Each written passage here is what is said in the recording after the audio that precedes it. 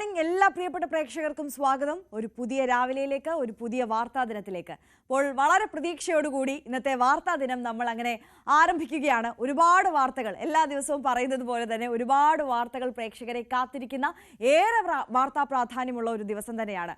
പ്രേക്ഷകർക്ക് അറിയാവുന്ന കാര്യമാണ്, കഴിഞ്ഞ ദിവസം ധർമ്മസ്ഥലയിൽ ന്യൂസ് 18 കേരളം ആ വാർത്തയ്ക്ക് പിന്നാലെ തന്നെയാണ് ആദ്യം ധർമ്മസ്ഥലയിലെ കൂട്ടക്കൊലപാതകവുമായി ബന്ധപ്പെട്ട വാർത്ത പ്രേക്ഷകരിലേക്ക് എത്തിച്ചതും അതിന് പിന്നാലെ നിർഭയമായി മുന്നോട്ട് പോയതും ന്യൂസ് 18 കേരളമാണ്. ആ വാർത്തയ്ക്കൊക്കെ ഫലം കാണുന്ന തരത്തിലുള്ള നീക്കങ്ങൾ പിന്നീടുണ്ടായി. SIT രൂപീകരിക്കുകയും അന്വേഷണ സംഘം അവിടേക്ക് എത്തുകയും നിർണായകമായ തെരച്ചിൽ നടക്കുകയും ഒക്കെ ചെയ്തിരുന്നു. ഇന്നലെ അവിടെ ശുചീകരണ തൊഴിലാളി ചൂണ്ടിക്കാട്ടിയ സ്ഥലത്ത് 6-ാം പോയിന്റിൽ നിന്ന് മനുഷ്യാസ്ഥികൂട ഭാഗം കിട്ടി എന്നതാണ് ഈ കേസിലെ നിർണായകമായ വഴിത്തിരിവ് എന്ന് പറയുന്നത്. അതുകൊണ്ട് തന്നെ ഇനി ശുചീകരണ തൊഴിലാളി ചൂണ്ടിക്കാട്ടിയിട്ടുള്ള മറ്റിടങ്ങളിൽ നിർണായകമായ തെരച്ചിൽ ഇന്നും തുടരും എന്നുള്ളതാണ്. 8-ാം പോയിന്റിൽ വളരെ പ്രധാനപ്പെട്ട തെരച്ചിൽ ഇന്ന് നടക്കാൻ പോവുകയാണ്. നമുക്ക് അതിൻ്റെ വിശദാംശങ്ങളിലേക്ക് പോകണം. മറ്റൊന്ന്, ഛത്തീസ്ഗഡിലേക്കാണ് നമ്മൾ ആകാംക്ഷയോടെ പ്രതീക്ഷയോടെ ഉറ്റുനോക്കുന്നത്. അവിടെ അറസ്റ്റിലായ കന്യാസ്ത്രീകളുടെ ജാമ്യാപേക്ഷ ഇന്ന് ഹൈക്കോടതി പരിഗണിക്കുകയാണ്. അപ്പോൾ അനുകൂലമായ തീരുമാനം ഉണ്ടാകും എന്നുള്ളതാണ് ഇന്നലെ പ്രതിപക്ഷ MPമാർക്ക് അമിത്ഷാ നൽകിയിട്ടുള്ള ഉറപ്പ്. അപ്പോൾ അത് നടപ്പിലാകുമോ എന്നത് നമുക്കിന്ന് കണ്ടറിയണം. വളരെ പ്രതീക്ഷയോടുകൂടിയാണ് എല്ലാവരും അവിടേക്ക്, ബിലാസ്പൂരിലേക്ക് ഉറ്റുനോക്കുന്നത്. അപ്പോൾ അതിൻ്റെ വിശദാംശങ്ങൾ എന്താണെന്ന് പരിശോധിക്കണം. അതുൾപ്പെടെ ഒരുപാട് വാർത്തകൾ ഇന്നത്തെ ദിവസം പ്രേക്ഷകരെ കാത്തിരിക്കുകയാണ്. രാവിലെയിൽ നമുക്കെല്ലാം വിശദമായി പരിശോധിക്കണം. അതിനൊപ്പം ഇന്നലെ നമ്മുടെ വിദ്യാഭ്യാസ മന്ത്രി ഒരു ചർച്ചയ്ക്ക് തുടക്കമിട്ടിരുന്നത് പ്രേക്ഷകർ ഉറപ്പായും അറിഞ്ഞു കാണുമല്ലോ. അതായത് നമ്മുടെ കുട്ടികളുടെ മധ്യവേനൽ അവധി അത് ജൂൺ ജൂലൈ മാസത്തിലേക്ക്, മഴക്കാലത്തിലേക്ക് മാറ്റിയാൽ അതൊരു നല്ല തീരുമാനമാകുമോ എന്നുള്ളതായിരുന്നു മന്ത്രി ചോദിച്ച ചോദ്യം. അത് പൊതുജനങ്ങൾക്ക് അഭിപ്രായം പറയുവാൻ വേണ്ടിയും ആ ഒരു ചർച്ച പുരോഗമിക്കട്ടെ എന്നുള്ള നിലയിൽ ആ ചോദ്യം പൊതുജനങ്ങൾക്ക് മുന്നിലേക്ക് മന്ത്രി വെച്ച് നൽകുകയായിരുന്നു. അപ്പോൾ വലിയ രീതിയിൽ തന്നെ ചർച്ചകൾ നടന്നു. മന്ത്രിയുടെ ഫേസ്ബുക്ക് പോസ്റ്റിന് കമൻ്റായി തന്നെ അഭിപ്രായങ്ങളുടെ ഒരു കുത്തൊഴുക്കായിരുന്നു. അപ്പോൾ ഏറ്റവും ഒടുവിൽ ആ തീരുമാനം ഇതുവരെ എത്തി എന്നുള്ളത് നമുക്കൊന്ന് പരിശോധിക്കട്ടെ. അപ്പോൾ മന്ത്രി തന്നെ ഇന്ന് രാവിലെയിൽ അതിഥിയായി നമുക്കൊപ്പം ചേരുകയാണ്, വിദ്യാഭ്യാസ മന്ത്രി വി ശിവൻകുട്ടി. അപ്പോൾ അദ്ദേഹത്തോട് തന്നെ പൊതുജനങ്ങളുടെ ഒരു അഭിപ്രായമൊക്കെ ആദ്യഘട്ടത്തിൽ ഏത് തരത്തിലാണ് വന്നിട്ടുള്ളത്, എന്താണ് മന്ത്രി ഈ വിഷയത്തിൽ വിലയിരുത്തുന്നത് എന്നൊക്കെ ഒന്ന് ചോദിച്ചറിയാം. അപ്പോൾ അതിഥി വിശേഷമുണ്ട്. അപ്പോൾ എല്ലാം വിശദമായി നോക്കാം. ആദ്യം നമുക്ക് ഈ മണിക്കൂറിലെ പ്രധാന തലക്കെട്ടുകൾ നോക്കാം. ധർമ്മസ്ഥലയിൽ തെരച്ചിൽ തുടരുന്നു. 8-ാം പോയിന്റിൽ ഇന്ന് നിർണായക തെരച്ചിൽ. കൂടുതൽ മൃതദേഹം കുഴിച്ചിട്ടിട്ടുണ്ടെന്ന ശുചീകരണ തൊഴിലാളിയുടെ മൊഴി.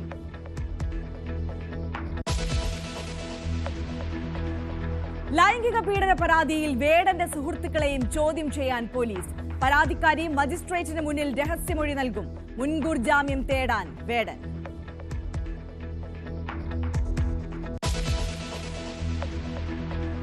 ഛത്തീസ്ഗഡിലെ കന്യാസ്ത്രീകൾ ഇന്ന് ജാമ്യാപേക്ഷ നൽകും. ജാമ്യത്തിന് അനുകൂല നിലപാടുണ്ടാകുമെന്ന അമിത്ഷായുടെ ഉറപ്പിൽ വിശ്വസിച്ച് കന്യാസ്ത്രീകൾ നിർബന്ധിച്ച് കൊണ്ടുപോയതല്ലെന്ന് തുറന്നു പറഞ്ഞ് പെൺകുട്ടികൾ.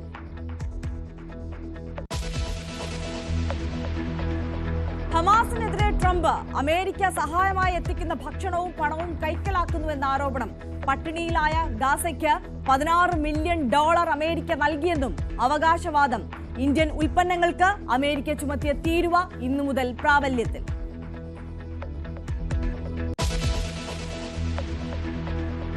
ഓവൽ ടെസ്റ്റിൽ ഇന്ത്യ പതർന്നു. ആദ്യ ദിനത്തിൽ 6 വിക്കറ്റ് നഷ്ടം. അർദ്ധ സെഞ്ചുറി നേടിയ കരുൺ നായരും വാഷിംഗ്ടൺ സുന്ദറും ക്രീസിൽ. പരമ്പരയിൽ 2-1 ഇംഗ്ലണ്ട് മുന്നിൽ.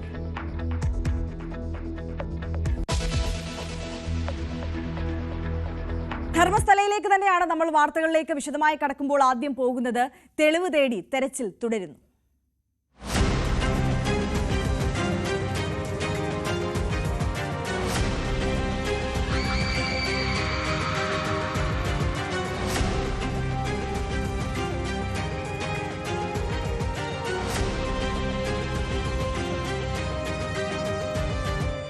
എന്തായാലും വിശദമായ ഒരു അന്വേഷണം തന്നെയാണ് ധർമ്മസ്ഥലയിൽ നടക്കുന്നത്.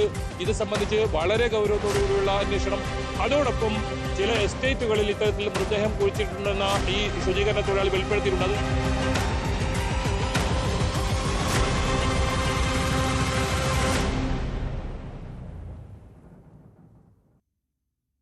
ധർമ്മസ്ഥലയിൽ കൂട്ടക്കൊലപാതക കേസിൽ നേത്രാവതി പുഴയോട് ചേർന്നുള്ള 8-ാം പോയിന്റിൽ ഇന്ന് നിർണായക തെരച്ചിൽ നടക്കുകയാണ്. പ്രദേശത്ത് കൂടുതൽ മൃതദേഹം കുഴിച്ചിട്ടിട്ടുണ്ടെന്നാണ് ശുചീകരണ തൊഴിലാളിയുടെ മൊഴി. 6-ാം പോയിന്റിൽ തലയോട്ടി അടക്കം കണ്ടെത്തിയതോടെ ശുചീകരണ തൊഴിലാളി പറഞ്ഞ സ്ഥലങ്ങളിൽ തെരച്ചിൽ കൂടുതൽ ഊർജിതമാക്കാനാണ് പ്രത്യേക അന്വേഷണ സംഘത്തിന്റെ തീരുമാനം. ധർമ്മസ്ഥലയിൽ നിന്ന് KV ബൈജു നമുക്കൊപ്പം ചേരുകയാണ്. Baiju, very good morning. നമ്മുടെ വാർത്താ ജാഗ്രതയുടെ ഫലം കണ്ട ഒരു ദിവസം കൂടിയായിരുന്നു. തുടക്കത്തിൽ നമ്മൾ ഈ വാർത്ത, ഈ ദുരൂഹ സ്ഥലയെക്കുറിച്ച് പ്രേക്ഷകർക്ക് മുന്നിലേക്ക് എത്തിച്ചു. അതിന് പിന്നാലെ നിരന്തരം ഫോളോ അപ്പുകൾ ഉണ്ടായി. ശേഷം SITയെ രൂപീകരിക്കേണ്ടി വന്നു. അവരുടെ പരിശോധന, അന്വേഷണം പുരോഗമിക്കുന്നു. അത് ആ നിർണായക ഘട്ടത്തിലേക്ക്, ഈ ഒരു നിർണായക ഘട്ടത്തിലേക്ക് എത്താൻ എത്രത്തോളം പ്രതിസന്ധികളെ അതിജീവിക്കേണ്ടി വന്നു എന്നുള്ളത് നമുക്കറിയാവുന്ന കാര്യമാണ്. ഇന്നലെ ശുചീകരണ തൊഴിലാളി പറഞ്ഞ സ്ഥലത്ത് നിന്ന് മനുഷ്യ അസ്ഥികൂടത്തിന് ഭാഗം ലഭിച്ചു എന്നുള്ളത് ഈ കേസിലെ ഏറ്റവും നിർണായകമായ ഒരു ഘട്ടമായിരുന്നു. അപ്പോൾ അത് കൂടുതലായി ശുചീകരണ തൊഴിലാളി നൽകിയിട്ടുള്ള ആ മൊഴി ശരിവെക്കുന്നതാണ്, അതിൽ വാസ്തവമുണ്ട് എന്ന് തെളിയിക്കുന്നത് കൂടിയാണ്. അതുകൊണ്ട് തന്നെ ഇന്ന് 8-ാം പോയിന്റിൽ മറ്റ് സ്ഥലങ്ങളിൽ കൂടുതലായിട്ടുള്ള തെരച്ചിൽ അത് ഊർജിതമായി നടക്കാൻ കൂടി വഴിവെച്ചിരിക്കുകയാണ്. ഇന്നത്തെ തെരച്ചിൽ അത് എങ്ങനെയായിരിക്കും, അതിന്റെ വിശദാംശങ്ങൾ? Arya, very good morning. ഇന്നത്തെ തെരച്ചിൽ അതിനിർണായകമാണ്. കാരണം ഈ 8-ാം പോയിന്റ് എന്ന് പറയുന്നത് കൂടുതൽ, അതായത് ഒന്നിലധികം മൃതദേഹങ്ങൾ കുഴിച്ചിട്ടെന്ന് പറയുന്ന സ്ഥലമാണ്. അത് നേത്രാവതി പുഴയോട് ചേർന്നാണ്, അതോടൊപ്പം ഈ ദേശീയപാതയോട് ചേർന്ന് നിൽക്കുന്ന സ്ഥലമാണ്. ഏതെങ്കിലും തരത്തിൽ മറ്റു നിർമ്മാണമൊന്നും നടക്കാതെ അങ്ങനെ തന്നെ വർഷങ്ങളായി അങ്ങനെ തന്നെ കിടക്കുന്ന ഒരു സ്ഥലമായതുകൊണ്ട് തന്നെ വളരെ വേഗം അവിടെ ഇത്തരത്തിൽ തെരച്ചിൽ നടത്തിയാൽ മൃതദേഹാവശിഷ്ടങ്ങൾ ലഭിക്കുമെന്ന ഒരു പ്രതീക്ഷയാണ് ഇന്നുള്ളത്. എന്തായാലും ആര്യ സൂചിപ്പിച്ചതുപോലെ തന്നെ ഈ ശുചീകരണ തൊഴിലാളിയുടെ വെളിപ്പെടുത്തൽ, മാസങ്ങൾ നീണ്ട ആ വാർത്താ പരമ്പര, ഇതൊക്കെ ഒടുവിൽ ഇന്നലെ നിർണായകമായത് ആ ഒരു അസ്ഥികൂടം ലഭിച്ച ഒരു സാഹചര്യമായിരുന്നു. അത് ഈ ശുചീകരണ തൊഴിലാളിയുടെ മൊഴി വിശ്വാസ്യത വർദ്ധിപ്പിക്കുന്നു, ബലപ്പെടുന്നു എന്ന് തന്നെ പറയേണ്ടി വരും. ഏറ്റവും പ്രധാനം ഇന്നത്തെ പരിശോധനയാണ്. ഇന്ന് 8 മുതൽ 11 വരെ പോയിന്റ് അടുത്തടുത്താണ്, റോഡിനോട് ചേർന്ന് വനമേഖലയിലാണ്. നമുക്ക് നോക്കിയാൽ കാണാം. അത് കഴിഞ്ഞ ദിവസങ്ങളിലൊക്കെ നമ്മൾ ദൃശ്യങ്ങൾ അവിടെ നിന്ന് തത്സമയം റിപ്പോർട്ട് ചെയ്തതുമാണ്. ആ സ്ഥലങ്ങളിലെ പരിശോധന നിർണായകമാണ്. കൂടുതൽ മൃതദേഹങ്ങൾ ആ ഭാഗത്ത് ഇത്തരത്തിൽ കുഴിച്ചിട്ടിട്ടുണ്ട്. കൃത്യമായി ഈ ശുചീകരണ തൊഴിലാളിയുടെ മൊഴിപ്രകാരം അവിടെ അടയാളപ്പെടുത്തി മാർക്ക് ചെയ്ത് പോയിന്റ് ചെയ്ത് വെച്ചിട്ടുണ്ട്. ഇന്നലെ രാത്രി മുതൽ കൂടുതൽ പോലീസിനെ ഈ പ്രദേശത്ത് വിന്യസിച്ചിരുന്നു കാവലിനായി. കാരണം ഏതെങ്കിലും തരത്തിൽ തെളിവ് നശിപ്പിക്കാനുള്ള ഒരു സാധ്യത ഒക്കെ ഉണ്ട്. അത് മുന്നിൽ കണ്ട് ആയുധധാരികളായ പോലീസിനെയാണ് പ്രദേശത്ത് വിന്യസിച്ചത്. ഏതായാലും ഇന്നലത്തെ ഈ തെരച്ചിലിൽ ഒരു പുരുഷന്റെ മൃതദേഹമാണ് തിരിച്ചറിഞ്ഞിട്ടുണ്ട്. അത് 15ഓളം അസ്ഥികളാണ് ഇത്തരത്തിൽ ലഭിച്ചത്. ആദ്യം 2 അടി താഴ്ചയിൽ ഈ മൃതദേഹം അവശിഷ്ടം, അതായത് ഒരു അസ്ഥി കൂടെ ലഭിക്കുന്നു. പിന്നീട് വീണ്ടും അവിടെ പരിശോധന നടത്തുമ്പോൾ ഒരു തലയോട്ടിയും കിട്ടുന്നു. എന്തായാലും ഇത് ഒരാളുടേതാണോ രണ്ടാളുടേതാണോ രണ്ടുപേരുടേതാണോ അത് അറിയാനുണ്ട്. അത് ഏതായാലും ഫോറൻസിക് പരിശോധനയിൽ മാത്രമേ മനസ്സിലാകൂ. ഇതെല്ലാം ഫോറൻസിക് പരിശോധനയ്ക്ക്, വിദഗ്ധ പരിശോധനയ്ക്കായി കൊണ്ടുപോയിട്ടുണ്ട്. ഇന്ന് രാവിലെ 11 മണിയോടുകൂടി തെരച്ചിൽ ആരംഭിക്കും. 8-ലാണ് ഇന്ന് തെരച്ചിൽ നടക്കുക. ആദ്യ തെരച്ചിൽ 8-ലാണ് നടക്കുക. 8-ലെ തെരച്ചിൽ നടത്തിയതിനു ശേഷം വിശദമായ പരിശോധന നടത്തിയതിനു ശേഷം മാത്രമേ മറ്റിടങ്ങളിലേക്ക് പോകൂ. ഇപ്പോൾ നിലവിൽ 13 പോയിന്റുകളാണ് ഇപ്പോൾ മാർക്ക് ചെയ്തിട്ടുള്ളത്. നേരത്തെ നമ്മൾ കാണിച്ചതുപോലെ 14-ാമത്തെ പോയിന്റ് അത് ഒരു എസ്റ്റേറ്റിലാണ്, അതൊരു ഉന്നതന്റെ എസ്റ്റേറ്റ് ആണ്. അവിടെ ഈ മാർക്ക് ചെയ്യുകയും പരിശോധന നടത്തുന്ന ഒരു നടപടിയിലേക്ക് പോലീസ് സംഘം കടക്കുന്നുണ്ട്. അതിൽ പ്രധാനമായും കോടതിയുടെ ഉത്തരവോടുകൂടി, കോടതിയിൽ സമീപിച്ച് കോടതിയുടെ ഉത്തരവോടുകൂടിയാണ് ഈ ഇടങ്ങളിൽ പരിശോധന നടക്കുന്നത്. അല്ലെങ്കിൽ നാളെ ഒരു നിയമപ്രശ്നം വന്നു കഴിഞ്ഞാൽ അത് ഈ അന്വേഷണത്തെ മൊത്തം ബാധിക്കും എന്നുള്ളത് കൊണ്ട് തന്നെ അത്തരമൊരു നീക്കമാണ് SIT നടത്തുന്നത്. ഇന്ന് വളരെ പ്രധാനം മറ്റൊരു കാര്യം, മംഗളൂരുവിലും അതുപോലെ തന്നെ ബെൽത്തങ്ങാടിയിലും ക്യാമ്പ് ഓഫീസ്, അതായത് ഹെൽപ്പ് ലൈൻ അവിടെ ആരംഭിച്ചിട്ടുണ്ട്. പരാതി നൽകാനുള്ളവർക്ക് അവിടെ നേരിട്ടെത്തി പരാതി നൽകാം. അവിടെ പ്രത്യേക ഓഫീസർമാരെ ചുമതലപ്പെടുത്തിയിട്ടുണ്ട്. അത് രഹസ്യമായി തന്നെ വെക്കും. പ്രധാനമായും ഇത്തരത്തിൽ തലയോട്ടികൾ അല്ലെങ്കിൽ അസ്ഥികൂടങ്ങളൊക്കെ ലഭിക്കുമ്പോൾ DNA പരിശോധന നടത്തി ഇത്തരത്തിൽ പരാതി നൽകുന്നവരുടെ DNA പരിശോധനയും സാമ്പിളും ശേഖരിച്ച് ഏതെങ്കിലും തരത്തിലുള്ള ആളുകൾ, ഇത്തരത്തിൽ മിസ്സായവരുടെ തിരോധാനവുമായി ബന്ധപ്പെട്ട ആളുകളെ കണ്ടെത്താൻ കഴിയുമോ എന്ന് അറിയാൻ വേണ്ടിയാണ് ഇത്തരത്തിലൊരു നീക്കം നടത്തുന്നത്. ഇവിടെ ഇന്ന് കൂടുതൽ പേർ പരാതിയുമായി എത്താൻ സാധ്യതയുണ്ടെന്നാണ് നമുക്ക് ലഭിക്കുന്ന വിവരം. അത്തരത്തിൽ നമ്മളെയും ആളുകൾ ബന്ധപ്പെട്ടിരുന്നു. അതൊരു പക്ഷേ ഞെട്ടിപ്പിക്കുന്ന പല വെളിപ്പെടുത്തലുകളും ഇവരുടെ ഭാഗത്തുനിന്നുണ്ടായേക്കാം. കൂടുതൽ ആളുകൾ മുന്നോട്ട് വരുന്ന സാഹചര്യമാണ് ഇപ്പോൾ ധർമ്മസ്ഥലയിൽ നിന്നും കാണാൻ സാധിക്കുന്നത്. എന്തായാലും മാസങ്ങൾക്ക് നീണ്ട വാർത്താ പരമ്പരയ്ക്കൊടുവിൽ ഏറ്റവും ഈ ഒരു സംഭവത്തിന് ഫലപ്പെടുന്ന അല്ലെങ്കിൽ ഇതിന്റെ തെളിവ് പുറത്തു വരുന്ന ദിവസമായിരുന്നു ഇന്നലെ. നിർണായകമായ ദിവസം. അത് നമ്മൾ രാവിലെ തന്നെ ബ്രേക്ക് ചെയ്തിരുന്നു. കൂടുതൽ മൃതദേഹാവശിഷ്ടങ്ങൾ ഈ നേരത്തെ 4-ലും 5-ൽ നിന്നും ലഭിച്ചു എന്നൊരു സൂചനയൊക്കെ പുറത്തു വരുന്നുണ്ട്. പക്ഷേ SIT നിലവിൽ ഒന്നും ഇപ്പോൾ പുറത്ത് അതീവ രഹസ്യമായി നടക്കുന്ന തെരച്ചിലാണ്. നമുക്കറിയാം, രാജ്യം ഇന്നേ വരെ കണ്ടിട്ടില്ല, സമാനതകളില്ലാത്ത തരത്തിലുള്ള ഒരു കുറ്റകൃത്യത്തിന്റെ വാർത്തയാണ് നമ്മളെ തേടിയെത്തിയത്. ഇപ്പോഴും അതേക്കുറിച്ച് വിശദീകരിക്കുമ്പോഴോ അല്ലെങ്കിൽ അതേക്കുറിച്ച് കേൾക്കുമ്പോൾ പോലും ഞെട്ടലാണ്. ലോകത്ത് തന്നെ സമാനമായ രീതിയിൽ ഒരു സംഭവമുണ്ടോ? കെട്ടുകഥകളിൽ പോലും കേട്ടിട്ടില്ലാത്ത, നമ്മൾ എപ്പോഴും പറയുന്നതാണ്, അത്തരത്തിലൊരു സാഹചര്യമാണ്. അതുകൊണ്ട് തന്നെ അവിടെ നിന്ന് തെളിവുകൾ നഷ്ടമാകരുത്, മറ്റുള്ള പുറത്തു നിന്നുള്ള ആളുകളുടെ ഇൻഫ്ലുവൻസ് ഇനിയും അവിടെ ഉണ്ടാകാൻ പാടില്ല. ആ ഒരു ജാഗ്രതയിൽ തന്നെയാണ് അതീവ രഹസ്യമായി അവിടെ തെരച്ചിൽ പുരോഗമിച്ചുകൊണ്ടിരിക്കുന്നത്. ഇപ്പോൾ ബൈജു നേരത്തെ സൂചിപ്പിച്ചു 13 ഇടങ്ങളാണ് മാർക്ക് ചെയ്തിട്ടുള്ളത് എന്നുള്ളത്. 6ാം പോയിന്റിൽ നിന്നാണ് കഴിഞ്ഞ ദിവസം ഈ നിർണായക തെളിവ് ലഭിച്ചത്. ഇന്ന് 8ാം പോയിന്റിൽ തെരച്ചിൽ നടക്കുന്നു. ഇനി എത്ര പോയിന്റുകളാണ് ബാക്കിയുള്ളത്? എത്രത്തോളം ഇപ്പോൾ തെരച്ചിൽ ഏത് ഘട്ടത്തിലെത്തി നിൽക്കുന്നു?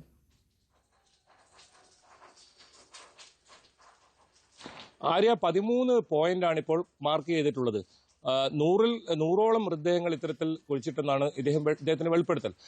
ഏകദേശം 80ഓളം പോയിന്റുകൾ മാർക്ക് ചെയ്യാനുണ്ട്. അതിൽ 13 മാത്രമേ ഇപ്പോൾ മാർക്ക് ചെയ്തിട്ടുള്ളൂ. ഈ 13ലെയും പരിശോധന പൂർത്തിയായതിനു ശേഷം മാത്രമേ ഇനി കൂടുതൽ സ്ഥലങ്ങൾ ഇത്തരത്തിൽ അടയാളപ്പെടുത്തൂ. കാരണം അത് തെളിവ് നശിപ്പിക്കാനൊക്കെ സാധ്യതയുണ്ട് അത്തരം ഇടങ്ങൾ കൂടുതലായി മാർക്ക് ചെയ്ത് വെച്ചാൽ. നിലവിൽ 13 കൃത്യമായി ഇത്തരത്തിൽ മാർക്ക് ചെയ്ത സ്ഥലങ്ങൾ വിശദമായ പരിശോധന നടത്തിയാൽ അതിനുശേഷം മറ്റ് ഇടങ്ങളിലേക്കുള്ള പരിശോധന നടത്തും. ഇന്ന് മറ്റൊരു പ്രധാനപ്പെട്ട കാര്യം, ഈ ശുചീകരണ തൊഴിലാളി വെളിപ്പെടുത്തിയ നിർണായകമായ ഒരു മൊഴിയുണ്ട്. അതായത് ഏറ്റവും പ്രധാനം MBBS വിദ്യാർത്ഥിനിയായ അനന്യ ഭട്ടിന്റെ തിരോധാനമാണ്. അതിലൊരു അമ്മ കാത്തിരിക്കുന്നുണ്ട്. അതായത് ഒരു അസ്ഥിയെങ്കിലും തരൂ, അന്ത്യകർമ്മം ചെയ്യാനെന്ന് നമ്മൾ കഴിഞ്ഞ ദിവസങ്ങളൊക്കെ അമ്മയുടെ വാക്കുകൾ അത് കേൾപ്പിച്ചതാണ്. ആ മൃതദേഹം, അതിന് രൂപസാദൃശ്യമുള്ള ഒരു മൃതദേഹം 8 മുതൽ 11 വരെ ഇടങ്ങളിൽ ഒഴിച്ചിട്ടിട്ടുണ്ടെന്ന ഒരു നിർണായക മൊഴി, അതല്ലെങ്കിൽ അങ്ങനെ ഒരു ശുചീകരണ തൊഴിലാളിയുടെ ഒരു വാക്കുണ്ട്. അത് ഇന്ന് ഏറ്റവും പ്രധാനമായിരിക്കും ഈ കേസിൽ. കാരണം അമ്മ സുജാത ഭട്ട് ഇവിടെ കാത്തിരിക്കുന്നുണ്ട് ധർമ്മസ്ഥലയിൽ വർഷങ്ങളായി. അവരുടെ DNA പരിശോധന ഇവിടെ നൽകിയിട്ടുണ്ട്, സാമ്പിൾ നൽകിയിട്ടുണ്ട്. ഒരു പക്ഷേ ഇന്ന് അത്തരത്തിൽ മൃതദേഹം ലഭിക്കുകയാണെങ്കിൽ, കഴിഞ്ഞ ദിവസം സൂചിപ്പിച്ചു പുരുഷന്റേതാണെന്ന്, ഒരു ഇത്തരത്തിലുള്ള സ്ത്രീയുടെ ഇത്തരത്തിൽ മൃതദേഹ ആവശ്യങ്ങൾ ലഭിക്കുകയാണെങ്കിൽ അത് അനന്യ ഭട്ടിന്റെ തിരോധാനവുമായി ബന്ധപ്പെട്ട തെളിവുകളിലേക്കാണ് വിരൽ ചൂണ്ടുന്നതെങ്കിൽ ഈ കേസിന് വലിയൊരു മാനം വരും. അതുതന്നെയാണ് ഇന്ന് ഏറ്റവും നിർണായകം. അനന്യ ഭട്ടിന്റെ തിരോധാനം ബന്ധപ്പെട്ട് വർഷങ്ങൾക്ക് ശേഷം അതിൽ തെളിവുകൾ ഇന്ന് ഭൂമിക്കടിയിൽ നിന്നും മണ്ണിനടിയിൽ നിന്നും പുറത്തു വരുമോ? അതാണ് ഇന്ന് ഏറ്റവും കൂടുതൽ ഉറ്റുനോക്കുന്നത്. എത്ര മൃതദേഹങ്ങൾ ഈ ഭാഗത്തുണ്ട്? അതായത് 8 മുതൽ 11 വരെ. ഒരു പക്ഷേ ഇന്ന് കൂടുതൽ ആളുകൾ എത്തിയേക്കാം. SIT സംഘം വിപുലീകരിക്കാൻ ആലോചിക്കുന്നുണ്ട്. ഇന്ന് DGP പ്രണബ് മൊഹന്തി ഇന്ന് ധർമ്മസ്ഥലയിൽ എത്തുന്നുണ്ട്. ഈ അന്വേഷണ പുരോഗതി വിലയിരുത്താനാണ് അദ്ദേഹം എത്തുന്നത്. കഴിഞ്ഞ ദിവസം അദ്ദേഹം എത്തിയിരുന്നു. പോയിന്റ് 4ലും 5ലും അദ്ദേഹം ഇത്തരത്തിൽ സന്ദർശിച്ചിരുന്നു, നേരിട്ടെത്തിയിരുന്നു.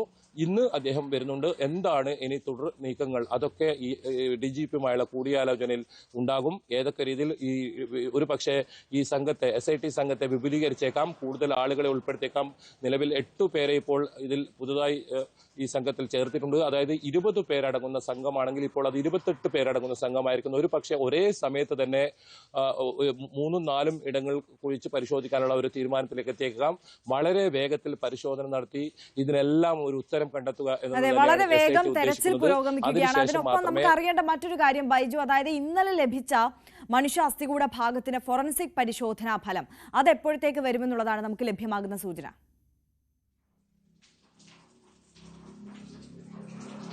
അത് സംബന്ധിച്ച് നമുക്കൊരു വ്യക്തമായൊരു മറുപടി ഉദ്യോഗസ്ഥരിൽ നിന്ന് ലഭിച്ചിട്ടില്ല. പ്രധാനമായും നേരത്തെ സൂചിപ്പിച്ചതുപോലെ തന്നെ വളരെ രഹസ്യ സ്വഭാവത്തിലൂടെയാണ് ഈ പരിശോധന നടക്കുന്നത്.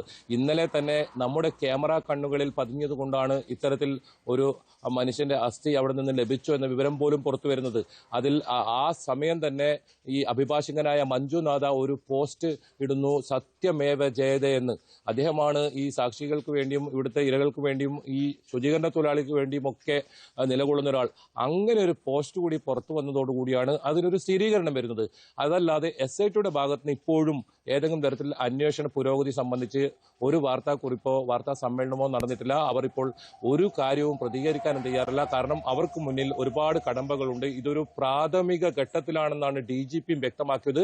അങ്ങനെയാണെങ്കിൽ ഇനി കുറച്ച് ദിവസം കൂടി കഴിഞ്ഞാൽ മാത്രമേ ഇതിന്റെ അന്വേഷണത്തിന്റെ ഒരു പ്രധാനപ്പെട്ട ഒരു ഘട്ടം കഴിഞ്ഞാൽ മാത്രമേ ഇത് സംബന്ധിച്ചെല്ലാം വ്യക്തത വരൂ. എന്തായാലും ഈ പരിശോധന പരിശോധനാ ഫലം വളരെ വേഗത്തിൽ ലഭിക്കാനുള്ള നടപടിക്രമങ്ങളാണ് നടക്കുന്നതെന്നാണ് നമുക്ക് മനസ്സിലാക്കാൻ സാധിക്കുന്നത്. ഇത് ആരുടേതാണ് ഇത് എന്നത് തിരിച്ചറിയേണ്ടതുണ്ട്. സങ്കീർണമായ നടപടികളാണ് ഇനി തുടർ നടപടികളൊക്കെ. പക്ഷെ അതിലെല്ലാം ഏറ്റവും പ്രധാനം ഇന്ന് പരിശോധന നടത്തി ലഭിക്കുന്ന മൃതദേഹങ്ങൾ, അവശിഷ്ടങ്ങൾ അതൊരു പക്ഷേ ഇപ്പോൾ സാമ്പിൾ ശേഖരിച്ചിരിക്കുന്ന അനന്യ ഭട്ടിൻ്റെതാകുമോ, അതല്ല ഏതെങ്കിലും നേരത്തെ DNA പരിശോധന ഫലം ഇവിടെ എടുത്തു വെച്ചിട്ടുള്ളതുമായി മാച്ച് ചെയ്യുന്നുണ്ടോ, അതൊക്കെ നിർണായകമാണ്. ഈ കേസിൽ ഒരു തെളിവ് ആ രീതിയിലെങ്കിലും ലഭിച്ചാൽ അത് ഏറ്റവും വലിയ നീക്കങ്ങളാവും SITയുടെ ഭാഗത്തു നിന്നുണ്ടാവുക. ഏതായാലും അത്തരം തെളിവുകൾ തേടിയാണ് ഇന്നത്തെ ഇവരുടെ ഈ ഒരു ദൗത്യം. ഇത്തരത്തിൽ കുഴിച്ച് പരിശോധന ആ ഒരു രീതിയിലാണ്. എന്നാലും ഇന്ന് കൂടുതൽ സംഘങ്ങൾ ഒരു പക്ഷേ ഉണ്ടായേക്കാം.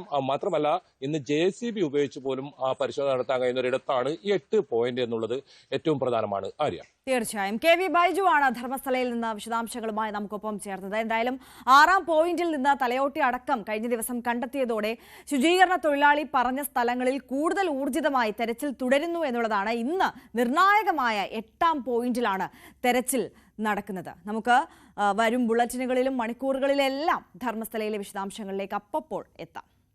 മറ്റ് വാർത്തകളിലേക്ക് കടന്നാൽ ഛത്തീസ്ഗഡിൽ അറസ്റ്റിലായ കന്യാസ്ത്രീകളുടെ ജാമ്യാപേക്ഷ ഇന്ന് ഹൈക്കോടതിയിൽ നൽകിയേക്കും. അഡ്വക്കേറ്റ് അമൃതോദാസ് ഹാജരാകും. ജാമ്യത്തിന് അനുകൂലമായ നിലപാടുണ്ടാകുമെന്ന് ഇന്നലെ കേന്ദ്ര ആഭ്യന്തരമന്ത്രി അമിത്ഷാ കേരളത്തിൽ നിന്നുള്ള MP-മാർക്ക് ഉറപ്പ് നൽകിയിരുന്നു. സ്വന്തം ഇഷ്ടപ്രകാരമായിരുന്നു യാത്രയെന്നും കന്യാസ്ത്രീകൾ നിരപരാധികളാണെന്നും പെൺകുട്ടികളുടെ പ്രതികരണം ഇന്നലെ പുറത്തു വന്നിരുന്നു. ER രാഗേഷാണ് കൂടുതൽ വിവരങ്ങളുമായി നമുക്കൊപ്പം ചേരുന്നത്. ER, very good morning. നമ്മളുടെ കണ്ണും കാതും എല്ലാം ബിലാസ്പൂരിലേക്കാണ്. അവിടെ നിന്ന് അനുകൂലമായിട്ടുള്ള ഒരു തീരുമാനം ഉണ്ടാകുമെന്നുള്ളതാണ് പ്രതീക്ഷ. കാരണം അത്തരത്തിലൊരു ഉറപ്പ് ഇന്നലെ കേന്ദ്ര ആഭ്യന്തരമന്ത്രിയുടെ ഭാഗത്തു നിന്ന് തന്നെ ഉണ്ടായ സാഹചര്യമാണ്. ഇന്ന് ജാമ്യാപേക്ഷ ഹൈക്കോടതിയുടെ മുന്നിലേക്ക് വരുമെന്ന് പ്രതീക്ഷിക്കുമ്പോൾ, അല്ലെങ്കിൽ പരിഗണിക്കപ്പെടുമ്പോൾ, ഛത്തീസ്ഗഡ് സർക്കാർ അത് എതിർക്കില്ല എന്നതാണ് നമുക്ക് മുന്നിലുള്ള കാര്യം. അപ്പോൾ ജാമ്യം ലഭിക്കാനുള്ള സാധ്യതയുണ്ട്. മാത്രമല്ല NIAക്ക് വിടേണ്ട ഒരു സാഹചര്യം ഇല്ല എന്നുകൂടി കേന്ദ്ര സർക്കാർ വ്യക്തമാക്കിയ സാഹചര്യം. അതിനൊപ്പമാണ് ഇന്നലെ പുറത്തു വന്നിട്ടുള്ള ഈ പെൺകുട്ടികളുടെ പ്രതികരണം.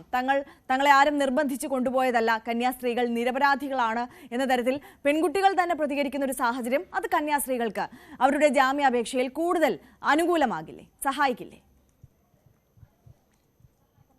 Arya, good morning. Sister Preethi, ഒപ്പം തന്നെ സിസ്റ്റർ വന്ദന, ഇവർ കഴിഞ്ഞ 8 ദിവസമായി ജയിലിലാണ്. ഛത്തീസ്ഗഡിലെ ദുർഗ് സെൻട്രൽ ജയിലിലാണ് രണ്ടുപേരും ഉള്ളത്. ഇപ്പോൾ ഏതായാലും ഇന്ന് ഇരുവരെയും സംബന്ധിച്ച് നിർണായകമായ ദിവസമാണ്. കാരണം ഹൈക്കോടതിയിൽ ജാമ്യാപേക്ഷ പരിഗണിക്കുകയാണ്. കാരണം നേരത്തെ അനുകൂല നിലപാടായിരുന്നില്ല മാജിസ്ട്രേറ്റ് കോടതിയിൽ നിന്നും ഒപ്പം തന്നെ സെഷൻസ് കോടതിയിൽ നിന്നും ഉണ്ടായത്.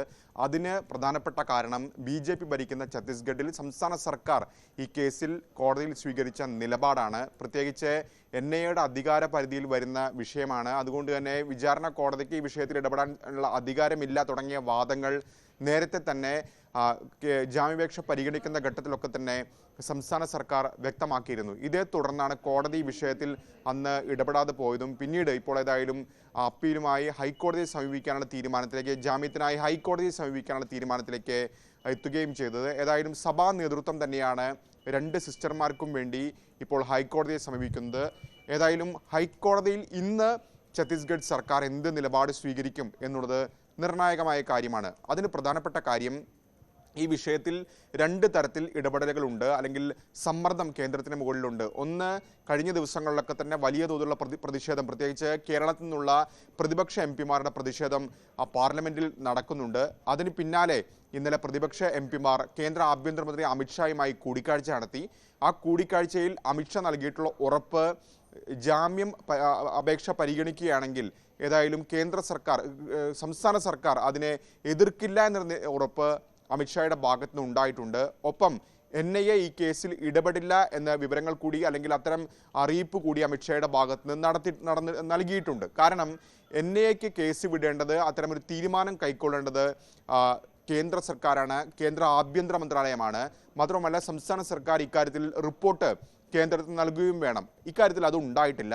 അപ്പോൾ ഈ ഘട്ടത്തിൽ ഛത്തീസ്ഗഡ് സർക്കാർ എന്ത് നിലപാട് സ്വീകരിക്കും, ഈ ജാമ്യാപേക്ഷ പരിഗണിക്കുമ്പോൾ എന്ത് നിലപാട് സ്വീകരിക്കും എന്നുള്ളത് നിർണായകമാണ്. അതുകൊണ്ട് തന്നെ ബിലാസ്പൂർ ഹൈക്കോടതി ഇന്ന് കേസ് പരിഗണിക്കുമ്പോൾ സിസ്റ്റർമാരെ സംബന്ധിച്ച് നിർണായകമായ ദിവസം തന്നെയാണെന്ന കാര്യത്തിൽ സംശയമില്ല.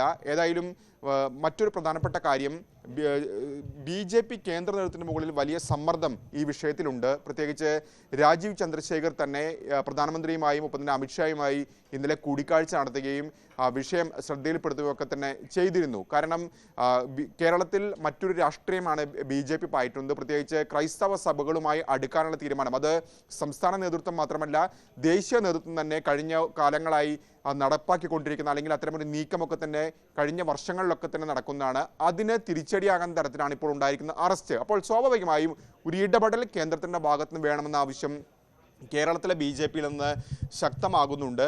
അപ്പോൾ ഈ ഒരു സാഹചര്യത്തിൽ കേന്ദ്രത്തിൻ്റെ നിലപാട് എന്തായിരിക്കുമെന്നുള്ളതും സംസ്ഥാന സർക്കാർ കേന്ദ്രത്തിൻ്റെ നിലപാട് അതേപടി അംഗീകരിച്ചുകൊണ്ടൊരു തീരുമാനം ഹൈക്കോടതിയിൽ സ്വീകരിക്കുമോ എന്നുള്ളതും നിർണായകമാണ്. നിലവിൽ ഏതായാലും ഛത്തീസ്ഗഡ് മുഖ്യമന്ത്രി ഇപ്പോൾ ഡൽഹിയിലുണ്ട്. നേരത്തെ നിശ്ചയിച്ച സന്ദർശനമാണെങ്കിൽ പോലും കഴിഞ്ഞ ദിവസം തന്നെ എത്താൻ അദ്ദേഹത്തിന് BJP നേതൃത്വമാണ് നിർദ്ദേശം നൽകിയെന്ന സൂചനകൾ കൂടി ഈ ഘട്ടത്തിൽ പുറത്തു വരികയും ചെയ്യുന്നുണ്ട്. ഏതായാലും ഇന്ന് ബിലാസ്പൂരിൽ നടക്കാനിരിക്കുന്ന അല്ലെങ്കിൽ ഹൈക്കോടതിയിൽ കേസ് പരിഗണിക്കുമ്പോൾ നിർണായക നിമിഷങ്ങൾ തന്നെയാണ്, നിർണായക ദിവസം തന്നെയാണ്. മാത്രവുമല്ല ഈ വിഷയത്തിൽ വലിയ പ്രതിഷേധങ്ങളിലേക്കോ അല്ലെങ്കിൽ അറസ്റ്റിലേക്കൊക്കെ എത്തപ്പെട്ടത് ബജ്രംഗ് ദളിന്റെ പ്രതിഷേധമാണ്. കഴിഞ്ഞ ദിവസം ഒക്കെ തന്നെ നമ്മൾ കണ്ടതാണ്. ദുർഗ് സെൻട്രൽ ജയിലിന് പുറത്തും അതിനുശേഷം ഈ ജാമ്യാപേക്ഷ പരിഗണിക്കുന്ന ഘട്ടത്തിലൊക്കെ തന്നെ വലിയ രീതിയിൽ പ്രതിഷേധവുമായി ബജ്രംഗ് ദൾ രംഗത്ത് വന്നിരുന്നു. അപ്പോൾ ഇന്ന് അവരുടെ നീക്കം എന്തായിരിക്കും എന്ന ചോദ്യം കൂടി അവശേഷിക്കുകയും ചെയ്യുന്നുണ്ട്. ഏതായാലും കേരളത്തിലുള്ള നേതാക്കളുടെ സന്ദർശനം തുടരുകയാണ്. നിലവിൽ PK ശ്രീമതി അടക്കമുള്ള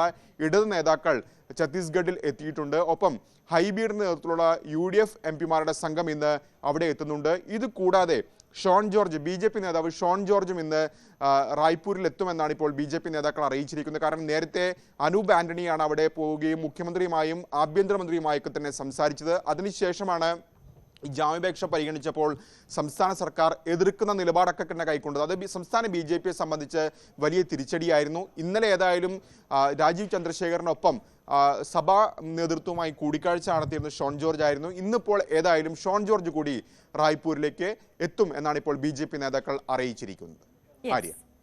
രാഗേഷാണ് വിശദാംശങ്ങളുമായി ചേർന്നത്. എന്തായാലും ഹൈക്കോടതിയിൽ നിന്ന് ജാമ്യം ലഭിക്കും കന്യാസ്ത്രീകൾക്ക് എന്നുള്ള പ്രതീക്ഷ തന്നെയാണ് ഈ ഘട്ടത്തിൽ നമുക്ക് മുന്നിലുള്ളത്.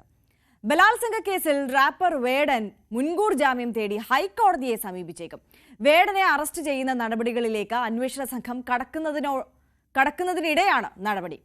അതേസമയം പരാതിക്കാരി ഉടൻ മജിസ്ട്രേറ്റിന് മുന്നിൽ രഹസ്യമൊഴി നൽകിയേക്കും. തുടരെയുള്ള ആരോപണങ്ങൾക്കും കേസുകൾക്കും ഒടുവിലാണ് റാപ്പർ വേടൻ വീണ്ടും വാർത്തകളിൽ നിറയുന്നത്.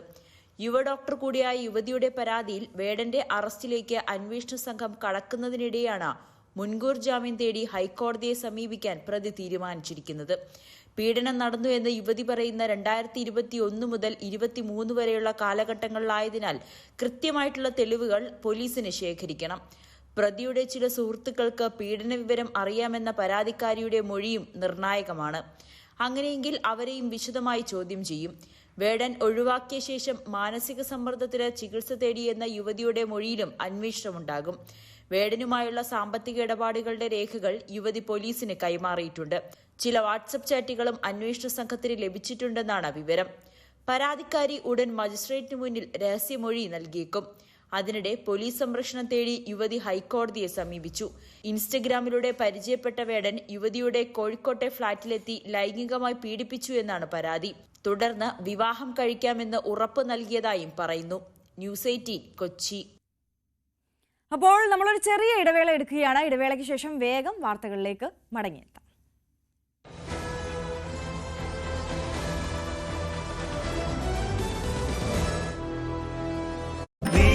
ഇന്ത്യൻ ഉൽപ്പന്നങ്ങൾക്ക് അമേരിക്ക ചുമത്തിയ 25% തീരുവ ഇന്നു മുതൽ പ്രാബല്യത്തിൽ വരികയാണ്.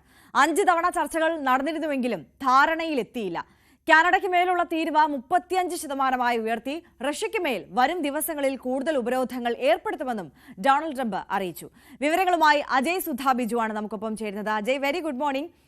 ഇന്ന് ഓഗസ്റ്റ് 1 മുതൽ ഉയർത്തിയ തീരുവ, അധിക തീരുവ 25% ഇന്ത്യൻ ഉൽപ്പന്നങ്ങൾക്ക് മുകളിൽ വരികയാണ്. ഇന്ത്യൻ കാർഷിക ഉൽപ്പന്നങ്ങൾക്കും മറ്റ് ടെക്സ്റ്റൈൽ ഉൽപ്പന്നങ്ങൾക്കും മുകളിലെല്ലാം ഈ തീരുവ ബാധകമാകുന്നത് ഏത് തരത്തിലൊക്കെ നമ്മളെയും സാധാരണക്കാരായിട്ടുള്ള ഇന്ത്യയിലെ കർഷകരെയും സംരംഭകരെയും വ്യവസായികളെയും വ്യാപാരികളെയും ഒക്കെ ബാധിക്കുമെന്നുള്ളത് നമ്മൾ കഴിഞ്ഞ ദിവസങ്ങളിലെല്ലാം ചർച്ച ചെയ്തതാണ്. അപ്പോൾ മറ്റുള്ള രാജ്യങ്ങളും സമാനമായ രീതിയിൽ പല തട്ടിലാണ് ഈ അധിക തീരുവ ചുമത്തപ്പെട്ടിരിക്കുന്നത്. അതും ഇന്നാണ് പ്രാബല്യത്തിൽ വരുന്നത്. എങ്ങനെയാണ് സമഗ്രമായ ഒരു വിശദാംശം? ആര്യ, ഡൊണാൾഡ് ട്രംപ് ഇതിനു മുൻപ് തന്നെ മുന്നറിയിപ്പ് നൽകിയിരുന്നു. ഓഗസ്റ്റ് 1-ാം തീയതിക്ക് മുൻപേ തങ്ങളുമായി ഒരു വ്യാപാര കരാറിൽ എത്താൻ സാധിക്കാത്ത രാജ്യങ്ങൾക്ക് തങ്ങൾ ശക്തമായിട്ടുള്ള തീരുവ ചുമത്തും എന്ന് പറഞ്ഞിരുന്നു. ഇതിൻ്റെ ഭാഗമായിട്ടാണ് ഇന്ത്യ ഉൾപ്പെടെയുള്ള രാജ്യങ്ങൾക്ക് തീരുവ പ്രാബല്യത്തിൽ വരുന്നത്. ഇന്നു മുതലാണ് ആ പുതിയ തീരുവകൾ പ്രാബല്യത്തിൽ വരുന്നതായി അറിയിച്ചിട്ടുള്ളത്. ഇതിൻ്റെ ഭാഗമായിട്ട് ഇന്ത്യക്ക് 25%, അമേരിക്കയിൽ ഇറക്കുമതി ചെയ്യുന്ന ഉൽപ്പന്നങ്ങൾക്ക് 25% തീരുവ അടയ്ക്കേണ്ടി വരും. ഇന്ത്യ ഇതിനു മുൻപേ അമേരിക്കയുമായി 5 തവണ ചർച്ചകൾ നടന്നിരുന്നു. എന്നാൽ എല്ലാ ചർച്ചകളും പരാജയപ്പെട്ടിരുന്നു. പ്രധാനമായിട്ടും ഡൊണാൾഡ് ട്രംപിനെ പ്രകോപിപ്പിച്ചത് റഷ്യയിൽ നിന്ന് ഇന്ത്യയിലേക്ക് ക്രൂഡ് ഓയിൽ ഇറക്കുമതി ചെയ്യുന്നത് തന്നെയാണ്. അതുമാത്രമല്ല, റഷ്യയുമായി ആയുധങ്ങൾ വ്യാപാരം ചെയ്യുന്ന റഷ്യയുമായിട്ടുള്ള ഇന്ത്യയുടെ വളരെ ഊഷ്മളമായിട്ടുള്ള ഒരു നയതന്ത്ര ബന്ധം അത് ട്രംപിനെ വളരെയധികം ചൊടിപ്പിക്കുന്നുണ്ട്. ഈ യുദ്ധം, ഒരു യുദ്ധ കുറ്റവാളിയായിട്ടുള്ള റഷ്യ എന്ന് പറയുന്ന ഒരു രാജ്യവുമായി ഇന്ത്യ ഇത്രയധികം ഒരു സൗഹൃദം പുലർത്തുന്നത് അത് തങ്ങൾക്ക് ഒരിക്കലും അംഗീകരിക്കാൻ കഴിയില്ല എന്നാണ് അദ്ദേഹം കഴിഞ്ഞ ദിവസങ്ങളിലെല്ലാം വ്യക്തമാക്കിയിരുന്നത്. എന്നാൽ നമ്മളിപ്പോൾ മറ്റ് രാജ്യങ്ങളുടെ ഒരു താരിഫ് നയങ്ങൾ അത് അമേരിക്കയുമായി ബന്ധപ്പെട്ടുള്ള നോക്കുകയാണെങ്കിൽ പാകിസ്ഥാനുമായി നിലവിൽ അവരൊരു കരാറിൽ എത്താൻ അമേരിക്കയ്ക്ക് സാധിച്ചിട്ടുണ്ട്. ഇപ്പോൾ ഡൊണാൾഡ് ട്രംപ് തന്നെ കഴിഞ്ഞ ദിവസം പറഞ്ഞിരുന്നു പാകിസ്ഥാനിലെ എണ്ണപ്പാടങ്ങൾ അത് അമേരിക്ക മുൻകൈയെടുത്ത് വികസിപ്പിക്കുമെന്ന് പറഞ്ഞിരുന്നു. ഇതിന് നന്ദി അർപ്പിച്ചുകൊണ്ട് പാകിസ്ഥാൻ പ്രധാനമന്ത്രിയായിട്ടുള്ള ഷഹബാസ് ഷെരീഫ് അദ്ദേഹം ഒരു പോസ്റ്റും എക്സ് അക്കൗണ്ടിൽ ഒരു പോസ്റ്റും ഇട്ടിരുന്നു. ഇപ്പോൾ ഇതിൻ്റെ ഫലമായിട്ട് പാകിസ്ഥാന് മേൽ ഇതിനു മുൻപ് ചുമത്തിയിരുന്നത് 29% താരിഫായിരുന്നു. അത് നിലവിൽ 19% കുറച്ചിട്ടുണ്ട്. മറ്റൊരു പ്രധാനപ്പെട്ട നീക്കമെന്ന് പറയുന്നത് കാനഡയ്ക്ക് മേലിലാണ്. കാനഡയ്ക്ക് ഇതിന് മുൻപേ ചുമത്തിയിട്ടുള്ളത് 25% തീരുവയായിരുന്നു. അതിപ്പോൾ നിലവിൽ 35% ഉയർത്തിയിട്ടുണ്ട്. കാനഡയിൽ നിന്ന് അമേരിക്കയിലേക്ക് ഇറക്കുമതി ചെയ്യുന്ന അനധികൃതമായിട്ടുള്ള മയക്കുമരുന്ന് അത് കാനഡ സർക്കാർ തടയാനാകുന്നില്ല. അതുകൊണ്ടാണ് ഇത്തരത്തിലൊരു തീരുവയുമായി മുന്നോട്ട് പോകുന്നതെന്നാണ് അമേരിക്ക നിലവിൽ അറിയിച്ചിട്ടുള്ളത്. ഇതൊരു പുതിയ തീരുമാനമാണ്. മാത്രമല്ല, അമേരിക്ക വർഷങ്ങളായിട്ട് കാനഡയുമായി അടുത്ത സൗഹൃദം പുലർത്തുന്നു. താനും വളരെയധികം കാനഡയെ സ്നേഹിക്കുന്നു. എന്നാലും കാനഡ അമേരിക്കയെ വളരെ മോശമായിട്ടാണ് വർഷങ്ങളായി ട്രീറ്റ് ചെയ്യുന്നത് എന്ന് അദ്ദേഹം പറഞ്ഞിട്ടുണ്ട്. ഇതുപോലെ പല രാജ്യങ്ങൾക്ക് മേൽ ഇപ്പോൾ താരിഫ് ചുമത്തിയത് ഇന്നു മുതൽ നിലവിൽ വന്നിട്ടുള്ളതാണ്. മെക്സിക്കോയ്ക്ക് മേൽ ചുമത്തുന്ന താരിഫ് അത് അവരുമായി നിലവിലൊരു വ്യാപാര കരാർ ചർച്ചകൾ നടന്നുകൊണ്ടിരിക്കുന്നതിനാൽ 90 ദിവസം കഴിഞ്ഞിട്ടേ ഇത്തരത്തിലൊരു താരിഫ് നയവുമായി മുന്നോട്ട് പോകൂ എന്നാണ് ട്രംപ് നിലവിൽ അറിയിച്ചിട്ടുള്ളത്. മറ്റിപ്പോൾ ബംഗ്ലാദേശ് അതുപോലെ ശ്രീലങ്ക തുടങ്ങിയിട്ടുള്ള രാജ്യങ്ങൾക്ക് മേൽ 20% താരിഫ് ചുമത്തിയിട്ടുണ്ട്. അതുപോലെ തന്നെ UK മേൽ 10% താരിഫ് ചുമത്തിയിട്ടുണ്ട്. സൗത്ത് ആഫ്രിക്കയ്ക്ക് മേൽ 30% താരിഫ് ചുമത്തി. ഇത്തരത്തിൽ 10% മുതൽ 41% വരെ താരിഫാണ് വിവിധ രാജ്യങ്ങൾക്ക് മേൽ ചുമത്തിയിട്ടുള്ളത്. ഇന്ത്യക്ക് മേലുള്ളത് 25% താരിഫാണ്. അതിൽ എന്തൊക്കെ തരത്തിലുള്ള ഒരു പ്രത്യാഘാതം അത് ഇന്ത്യൻ വിപണിയിൽ ഉണ്ടാക്കുമെന്ന് നമുക്ക് വരും ദിവസങ്ങളിൽ കാണാം. കഴിഞ്ഞ ദിവസം തന്നെ ഇപ്പോൾ ട്രേഡ് മാർക്കറ്റ് ഇടിയുന്ന പോലെയുള്ള ഒരു സ്ഥിതിഗതികളെല്ലാം ഉണ്ടായിട്ടുണ്ട്. ഇനി വരും ദിവസങ്ങളിൽ ഇതിൻ്റെ മറ്റ് കാര്യങ്ങൾ നമുക്ക് ഒരു സാമ്പത്തിക വ്യവസായത്തിൽ തന്നെ അത് എന്തൊക്കെ തരത്തിലുള്ള ഇനി ഏത് തരത്തിൽ ഈ ട്രംപിന്റെ പകരച്ചുങ്ക കുരുക്കിൽ ഇന്ത്യ ഉൾപ്പെടെയുള്ള രാജ്യങ്ങൾ വരിഞ്ഞു മുറുകപ്പെടുമോ എന്നുള്ളതൊക്കെ നമുക്ക് കണ്ടറിയണം. അജയ് ഇപ്പോൾ സൂചിപ്പിച്ചതുപോലെ തന്നെ കഴിഞ്ഞ ദിവസം തന്നെ അത് ഇന്ത്യൻ ഓഹരി വിപണിയെ പ്രതികൂലമായി ബാധിച്ചത് നമ്മൾ കണ്ടതാണ്. രൂപയുടെ മൂല്യം ഇടിഞ്ഞത് നമ്മൾ കണ്ടതാണ്. എന്തായാലും അത്തരത്തിൽ വളരെ പ്രതികൂലമായ ഒരു സാഹചര്യത്തിലേക്ക് കാര്യങ്ങൾ പോകില്ല. അതിനുവേണ്ട പ്രതിരോധങ്ങൾ തീർക്കുമെന്ന് കേന്ദ്ര സർക്കാർ ഉറപ്പു നൽകിയ ഒരു സാഹചര്യം കൂടി നമുക്ക് മുന്നിലുണ്ട്. എന്തായാലും അതിൽ പ്രതീക്ഷ അർപ്പിക്കാം. ഒരു കാര്യം കൂടിയുണ്ട് അജയ്, മറ്റൊന്ന് അന്താരാഷ്ട്ര തലത്തിലെ മറ്റൊരു പ്രധാനപ്പെട്ട കാര്യം, ഈ ഹമാസിനെതിരെ വളരെ രൂക്ഷമായ വിമർശനവുമായി ട്രംപ് രംഗത്തേക്കെത്തിയ ഒരു സാഹചര്യം കൂടി ഉണ്ട് എന്നുള്ളതാണ്. ഈ ഗാസയിലെ ജനങ്ങൾ പട്ടിണി നേരിടുന്നുണ്ടെന്നും ഹമാസ് ഈ ഭക്ഷണം തട്ടിയെടുക്കുകയാണ്, ട്രംപ് അയക്കുന്ന സഹായങ്ങൾ, അമേരിക്ക അയക്കുന്ന സഹായങ്ങളെല്ലാം ഇത്തരത്തിൽ ഹമാസ് തട്ടിയെടുക്കുകയാണ് എന്നുള്ളതാണ് വലിയ രൂക്ഷ വിമർശനമായി ഇപ്പോൾ ട്രംപ് ഉന്നയിച്ചിട്ടുള്ള ഒരു കാര്യം. വിശദാംശങ്ങൾ അതിൻ്റെ കൂടി. അതെ, തീർച്ചയായിട്ടും. ഇപ്പോൾ നമ്മൾ കഴിഞ്ഞ ദിവസങ്ങളിലെല്ലാം നോക്കുകയാണെങ്കിൽ ഗാസയിൽ ഇപ്പോൾ പട്ടിണി മരണങ്ങൾ അത് വ്യാപകമായതിന് പിന്നാലെ അമേരിക്ക ഇപ്പോൾ ഗാസയ്ക്ക് മേലുള്ള ഒരു നയത്തിൽ അത് ചെറിയൊരു അയവ് കൊണ്ടുവന്നതായിട്ട് നമുക്ക് കാണാൻ സാധിച്ചിട്ടുണ്ട്. ഇപ്പോൾ അമേരിക്കൻ കോൺഗ്രസിൽ തന്നെ അത് രൂക്ഷമായിട്ട് ഇക്കാര്യത്തിൽ ഒരു വിമർശനമുണ്ടായിരുന്നു. അതുപോലെ തന്നെ ട്രംപ് ബെഞ്ചമിൻ നെതന്യാഹുവിൻ്റെ പ്രസ്താവനയെ തള്ളിക്കൊണ്ട് രംഗത്ത് വന്നിരുന്നു. ഈ ഗാസയിൽ ഈ പട്ടിണി മരണങ്ങൾ ഇല്ല, അതിന് തക്കതായിട്ടുള്ള പ്രതിവിധികൾ ഇസ്രായേൽ ചെയ്യുന്നുണ്ട് എന്നുള്ള തരത്തിലുള്ള പ്രസ്താവനകൾ അദ്ദേഹം കഴിഞ്ഞ ദിവസങ്ങളിലെല്ലാം നിരാകരിച്ചുകൊണ്ട് രംഗത്ത് വന്നിരുന്നു. ഗാസയിൽ തീർച്ചയായിട്ടും ഭക്ഷണ പ്രതിസന്ധി നേരിടുന്നുണ്ട്, അവിടെ തീർച്ചയായിട്ടും ആളുകൾ പട്ടിണി നേരിടുന്നുണ്ട് എന്ന് ട്രംപ് കഴിഞ്ഞ ദിവസങ്ങളിൽ ഉൾപ്പെടെ പറഞ്ഞിരുന്നു. ഇപ്പോൾ തൊട്ടടുത്ത ദിവസം ഒരു ഇപ്പോൾ അദ്ദേഹം ട്രൂത്ത് സോഷ്യലിൽ ഒരു പോസ്റ്റ് ഇട്ടത് വഴിയാണ് ഹമാസ് ജനങ്ങളുടെ ഭക്ഷണം തട്ടിയെടുക്കുന്നുവെന്നും ഹമാസ് എത്ര വേഗം വിശദാംശങ്ങളുമായി നമുക്കൊപ്പം ചേർന്നത്. അപ്പോൾ തുടക്കത്തിൽ പ്രേക്ഷകരോട് പറഞ്ഞൊരു കാര്യമുണ്ട്, ഇന്ന് നമുക്കൊപ്പം ഒരു അതിഥി ചേരുന്നുണ്ട് എന്നുള്ളത്. മറ്റാരുമല്ല, നമ്മുടെ ബഹുമാനപ്പെട്ട വിദ്യാഭ്യാസ മന്ത്രി വി ശിവൻകുട്ടി തന്നെയാണ്. ഇന്നലെ അദ്ദേഹം ഒരു ചർച്ചയ്ക്ക് തുടക്കം കുറിച്ചിരുന്നത് പ്രേക്ഷകർക്ക് അറിയാവുന്ന കാര്യമാണ്. അപ്പോൾ നമ്മുടെ കുട്ടികളുടെ മധ്യവേനൽ അവധി അത് ജൂൺ ജൂലൈ മാസത്തിലേക്ക് മാറ്റിയാൽ കുറച്ചുകൂടി നന്നാകില്ലേ എന്ന തരത്തിലാണ് അദ്ദേഹം ഒരു ചർച്ച തുടങ്ങി വെച്ചത്. അപ്പോൾ പൊതുജനങ്ങൾക്ക് അഭിപ്രായം പറയാം. രക്ഷകർത്താക്കളുടെയും പൊതുജനങ്ങളുടെയും അധ്യാപകരുടെയും ഒക്കെ അഭിപ്രായം പരിഗണിച്ച് മാത്രമേ അത്തരത്തിലൊരു തീരുമാനം കൈക്കൊള്ളുന്നതിലേക്ക് കടക്കുകയുള്ളൂ എന്ന് വ്യക്തമാക്കിയിട്ടുണ്ട്. അപ്പോൾ അതിനുള്ളൊരു സമയമായിരുന്നു അനുവദിച്ചിരുന്നത്. അദ്ദേഹത്തിന്റെ ഫേസ്ബുക്ക് പോസ്റ്റിന് കമന്റായി അടക്കം ഒരുപാട് അഭിപ്രായങ്ങൾ ഇങ്ങനെ വന്നുകൊണ്ടേയിരിക്കുകയാണ്, അനുകൂലിച്ചും പ്രതികൂലിച്ചും ഒക്കെ. അപ്പോൾ നിലവിൽ ആ തുടങ്ങിവെച്ച ചർച്ചയുടെ സാഹചര്യം അത് എവിടെ വരെ എത്തി എന്നുള്ളത് നമുക്ക് മന്ത്രിയോട് തന്നെ ചോദിക്കാം. വിദ്യാഭ്യാസ മന്ത്രി നമുക്കൊപ്പം ചേരുകയാണ്. സ്വാഗതം മിനിസ്റ്റർ ന്യൂസ് 18 കേരളത്തിലേക്ക്. Good morning minister. ഇപ്പോൾ സൂചിപ്പിച്ചതുപോലെ തന്നെ ആ ചർച്ച എവിടെ എത്തി നിൽക്കുന്നു എന്നുള്ളതാണ് നമുക്ക് വളരെ ആകാംക്ഷയോടെ അറിയേണ്ട ഒരു കാര്യം. അനുകൂലിച്ചും പ്രതികൂലിച്ചും ഒക്കെ ഒരുപാട് കമന്റുകൾ ഇതിനോടകം വന്നതൊക്കെ നമ്മൾ കണ്ടു. എങ്ങനെയാണ് മിനിസ്റ്റർ വിലയിരുത്തുന്നത്? കൂടുതൽ അനുകൂലിച്ച ആളുകളാണോ അതോ പ്രതികൂലിച്ച ആളുകളാണോ?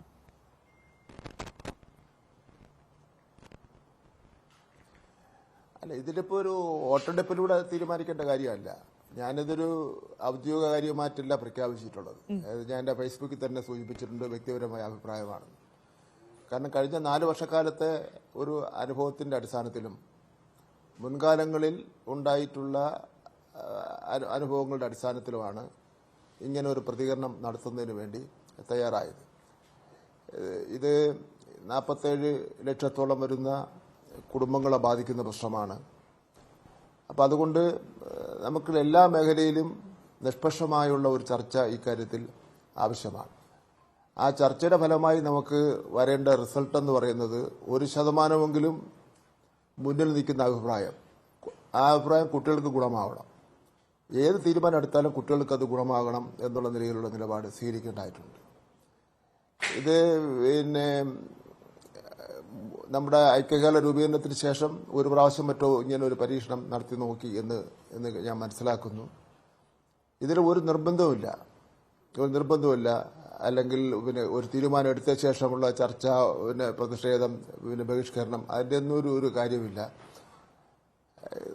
എല്ലാവരും കൂടെ കൂട്ടായി ആലോചിച്ച് തീരുമാനിക്കേണ്ട ഒരു കാര്യമാണ്. അപ്പോൾ ഇതിൽ ഞാൻ ആലോചിച്ചപ്പോൾ ഈ ജൂൺ മാസം 1-ാം തീയതിയാണ് നമ്മുടെ KER പ്രകാരം സ്കൂളുകൾ ഓപ്പൺ ചെയ്യേണ്ടത്. ഈ പ്രാവശ്യം ജൂൺ മാസം 2-ാം തീയതി ആയി. കാരണം സൺഡേ ആയിരുന്നു 1-ാം തീയതി എന്ന് പറയുന്നത്. ഈ സമയത്ത് ഇപ്പോൾ കാലാവസ്ഥാ വ്യതിയാനമൊക്കെ തന്നെ ഉണ്ടായിക്കൊണ്ടിരിക്കുന്ന അവസരമാണ്. എങ്കിൽ തന്നെയും ഏതാണ്ട് ഒരു 2 മാസക്കാലം ശക്തമായ മഴയും ചെറിയ മഴയും ഒക്കെ തന്നെ വന്നുകൊണ്ടിരിക്കുന്ന അവസരമാണ്. ഇതിൽ രക്ഷകർത്താക്കളെ സംബന്ധിച്ചാൽ അവർ പറയുന്നത് വെച്ചാൽ അവർക്ക് ഈ ശക്തമായ മഴ ഉണ്ടാവുന്ന അവസരത്തിൽ ബസ്സിലൊന്നും യാത്ര ചെയ്യാത്ത സാധാരണക്കാരായ കുട്ടികൾക്ക് സ്കൂൾ ബസ്സിലൊന്നും യാത്ര ചെയ്യാനുള്ള സൗകര്യം ഇല്ലാത്ത കുട്ടികളെ സംബന്ധിച്ചിടത്തോളം ഒരുപാട് പ്രയാസം അനുഭവിക്കുന്നുണ്ട്. അവർക്ക് സ്കൂളിൽ പോകാൻ വേണ്ടി പറ്റുന്നില്ല എന്നുള്ള പ്രധാനപ്പെട്ട ഒരു ആവശ്യം ഉന്നയിക്കുന്നുണ്ട്. 1. ഈ കുട്ടനാട് ഭാഗത്ത് ആണെങ്കിൽ ഒരു മഴ പെയ്തു കഴിഞ്ഞാൽ പിന്നെ ഒരു 6 മാസക്കാലത്ത് സ്കൂള് തുറക്കാൻ പറ്റാത്ത സാഹചര്യം നിലനിൽക്കുന്നു. 3-ാമത്തെ കാര്യം, മഴ ആരംഭിച്ചു കഴിഞ്ഞാൽ ഈ 25% സ്കൂളുകളും ദുരിതാശ്വാസ ക്യാമ്പുകളായി പ്രവർത്തിച്ചാൽ പിന്നെ ഒരു 2 മാസക്കാലം കഴിഞ്ഞിട്ട് അവിടെ പഠനം ആരംഭിക്കുന്നതിന് വേണ്ടി കഴിയുകയുള്ളൂ.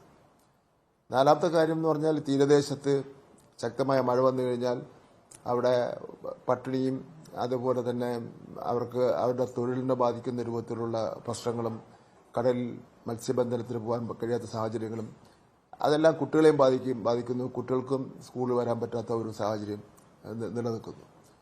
മറ്റൊരു കാര്യം എന്ന് വെച്ചാൽ ഇപ്പോൾ ശക്തമായ കാറ്റും കൂടിയുണ്ട്. അപ്പോൾ അപകട സാധ്യത കൂടുതൽ ഈ മഴക്കാലത്ത് ഉണ്ടാവുകയാണ്. അത് മതിലടി ഇടിഞ്ഞു വീഴുന്ന കാര്യമായിരുന്നാലും അതുപോലെ മരം പൊട്ടി വീഴുന്ന കാര്യമായിരുന്നാലും വൈദ്യുത കമ്പി അതൊക്കെ നമുക്ക് തീരുമാനിക്കാൻ പറ്റുന്ന കാര്യങ്ങളല്ലോ. പൊട്ടി വീഴുന്ന കാര്യങ്ങളായിരുന്നാലും അതൊക്കെ സാധിക്കുന്നുണ്ട്. മറ്റേ വേനലവധി എന്നാണല്ലോ പറയുന്നത്. ആ സമയത്ത് ഉള്ള കാര്യം അതിൻ്റെതായ ഗുണങ്ങളുണ്ട്. ഈ മഴയത്ത് ആകുമ്പോൾ കുട്ടികൾക്ക് കളിക്കാൻ പറ്റുന്നില്ല എന്നുള്ളൊരു അഭിപ്രായം. അതുപോലെ തന്നെ വെള്ളത്തിന്റെ പ്രശ്നം വേനൽക്കാലത്തുണ്ടാവാൻ സാധ്യതയുണ്ട് എന്നെല്ലാം പറഞ്ഞുള്ള അഭിപ്രായങ്ങളൊക്കെ ഞാൻ വായിച്ചു ഫേസ്ബുക്ക് ബുക്കിൽ ഒക്കെ. അതെ, കുറെ ആരോഗ്യ പ്രവർത്തകരും ആരോഗ്യ വിദഗ്ധരും ഒക്കെ ചൂണ്ടിക്കാണിക്കുന്ന മറ്റൊരു വിഷയം കൂടിയുണ്ട് മിനിസ്റ്റർ. അതായത് ഈ വേനൽക്കാലത്ത് രൂക്ഷമായിട്ടുള്ള ചൂടാണ്. ആ ചൂടുള്ള സമയത്ത് കുട്ടികൾ പഠിക്കാൻ വേണ്ടി ഇരിക്കുമ്പോൾ അവരുടെ ആരോഗ്യത്തെയും ഈ പഠനശേഷിയും പോലും അത് പ്രതികൂലമായി ബാധിക്കും എന്നുള്ള കാര്യങ്ങളൊക്കെയും അവരും ചൂണ്ടിക്കാണിക്കുന്ന ഒരു വിഷയമാണ്. നമുക്കത് ആലോചിക്കാൻ അവർ ആരോഗ്യ പ്രവർത്തകർ പറയുന്നത് കളയുന്നൊന്നുമില്ല. നമുക്കതടക്കം ആരോഗ്യരംഗത്തെ പ്രമുഖർ പറയുന്ന അഭിപ്രായം കാണേണ്ടതായിട്ടുണ്ട്. മറ്റ് പ്രായോഗിക പരിജ്ഞാനമുള്ളവർ പറയുന്ന കാര്യം അനുസരിക്കേണ്ടതായിട്ടുണ്ട്. നമുക്കിതെല്ലാം കൂടെ വെച്ചുകൊണ്ട് ഈ അഭിപ്രായങ്ങൾ വ്യക്തിപരമായി ആവാൻ വേണ്ടി പാടില്ല. ഞാനീ പറഞ്ഞ കുറച്ച് കാര്യങ്ങളുണ്ടല്ലോ, അത് തള്ളിക്കളയാൻ വേണ്ടി കഴിയുന്ന കാര്യങ്ങളല്ല. അപ്പോൾ ഇതെല്ലാം കൂടെ വെച്ചുകൊണ്ട് നമുക്ക് ബഹുമാനപ്പെട്ട മുഖ്യമന്ത്രിയായിട്ട് സംസാരിക്കണം. ഞാനൊരു ഫേസ്ബുക്ക് പോസ്റ്റ് ഇട്ടതല്ലാതെ മുഖ്യമന്ത്രിയെ കണ്ട് സംസാരിച്ചിട്ടില്ല. മുഖ്യമന്ത്രിയെ കണ്ട് സംസാരിക്കണം, വേറെ ബന്ധപ്പെട്ടവരെ കണ്ട് സംസാരിക്കണം. നമുക്ക് എല്ലാവരും കൂടെ ചേർന്നുകൊണ്ട് എടുക്കേണ്ട ഒരു കാര്യമാണ്. പ്രതിപക്ഷത്തോട് സംസാരിക്കണം. അങ്ങനെയെല്ലാം പിന്നെ ഒരു എടുക്കുന്ന തീരുമാനം എന്തായിരുന്നാലും അത് കുട്ടികൾക്കും രക്ഷകർത്താക്കൾക്കും അവരുടെ പഠനത്തിനും ഗുണപരമായിരിക്കും എന്നുള്ളത് മാത്രമേ ഉള്ളൂ. അതെ, മിനിസ്റ്റർ ഇപ്പോൾ സൂചിപ്പിച്ചതുപോലെ തന്നെ അതായത് കാലാവസ്ഥയുടെ കാര്യമാണ് നമുക്ക് പ്രവചിക്കാൻ കഴിയാത്ത ഒരു കാര്യമാണല്ലോ. അതായത് ഇപ്പോൾ ജൂൺ ജൂലൈയിൽ മഴ അധികമായി ലഭിക്കുമെന്ന് പ്രതീക്ഷിച്ചുകൊണ്ട് മഴക്കെടുതി രൂക്ഷമായ സാഹചര്യമാണ്. നമുക്കതിനെ തള്ളിക്കളയാൻ കഴിയില്ല. പക്ഷേ ഈ മഴ ഇപ്പോൾ ജൂൺ ജൂലൈയിൽ തന്നെ അതിരൂക്ഷമായി നിൽക്കുന്ന ഒരു സാഹചര്യം ഉണ്ടോ എന്ന് ചോദിച്ചാൽ നമുക്കത് പ്രവചിക്കാൻ കഴിയില്ല എന്ന ഒരു സാഹചര്യം കൂടി മുന്നിലുണ്ട്. ഓഗസ്റ്റിൽ അതിരൂക്ഷമായ മഴ പെയ്തേക്കാം. അങ്ങനെ നമുക്ക് മുന്നിൽ സാഹചര്യങ്ങൾ ഒരുപാടുണ്ട്. നേരത്തെ മന്ത്രി സൂചിപ്പിച്ച ഒരു കാര്യമുണ്ട്. 1970 ഇത്തരത്തിൽ ഈ സ്കൂൾ വേനൽ അവധി ജൂൺ ജൂലൈയിലേക്ക് മാറ്റിയത്. അപ്പോൾ സംഭവിച്ചത് അത് ഒരു വർഷം മാത്രമേ നടപ്പായുള്ളൂ. അത് മാറ്റാൻ തന്നെ കാരണം ആ സമയത്ത് മഴ ലഭിച്ചില്ല. പിന്നീട് ഓഗസ്റ്റിലാണ് അതിരൂക്ഷമായ മഴയും മഴക്കെടുതിയും ഉണ്ടായത് എന്നുള്ളൊരു സാഹചര്യമാണ്. അപ്പോൾ പ്രവചിക്കാൻ പറ്റാത്തൊരു കാലാവസ്ഥാ സാഹചര്യം നമുക്ക് മുന്നിലുള്ളപ്പോൾ ഏത് ഘട്ടത്തിൽ ഇത് നടപ്പാക്കും അല്ലെങ്കിൽ അവധി മാറ്റുന്നത് കൊണ്ട് എന്തെങ്കിലും ഗുണകരമാകുമോ എന്നത് നമുക്ക് പറയാൻ പറ്റാത്തൊരു സാഹചര്യമാണ്. എനിക്കറിയാം, മന്ത്രി തന്നെ സൂചിപ്പിച്ചു, നമുക്ക് എല്ലാവർക്കും അറിയാം അതാരെ നിർബന്ധിച്ച് ഏൽപ്പിച്ചതൊന്നുമല്ല, അല്ലെങ്കിൽ അടിച്ചേൽപ്പിക്കുകയല്ല, ആരോഗ്യപരമായ ഒരു ചർച്ചയാണ് തുടക്കം കുറിച്ചത് എന്നത്.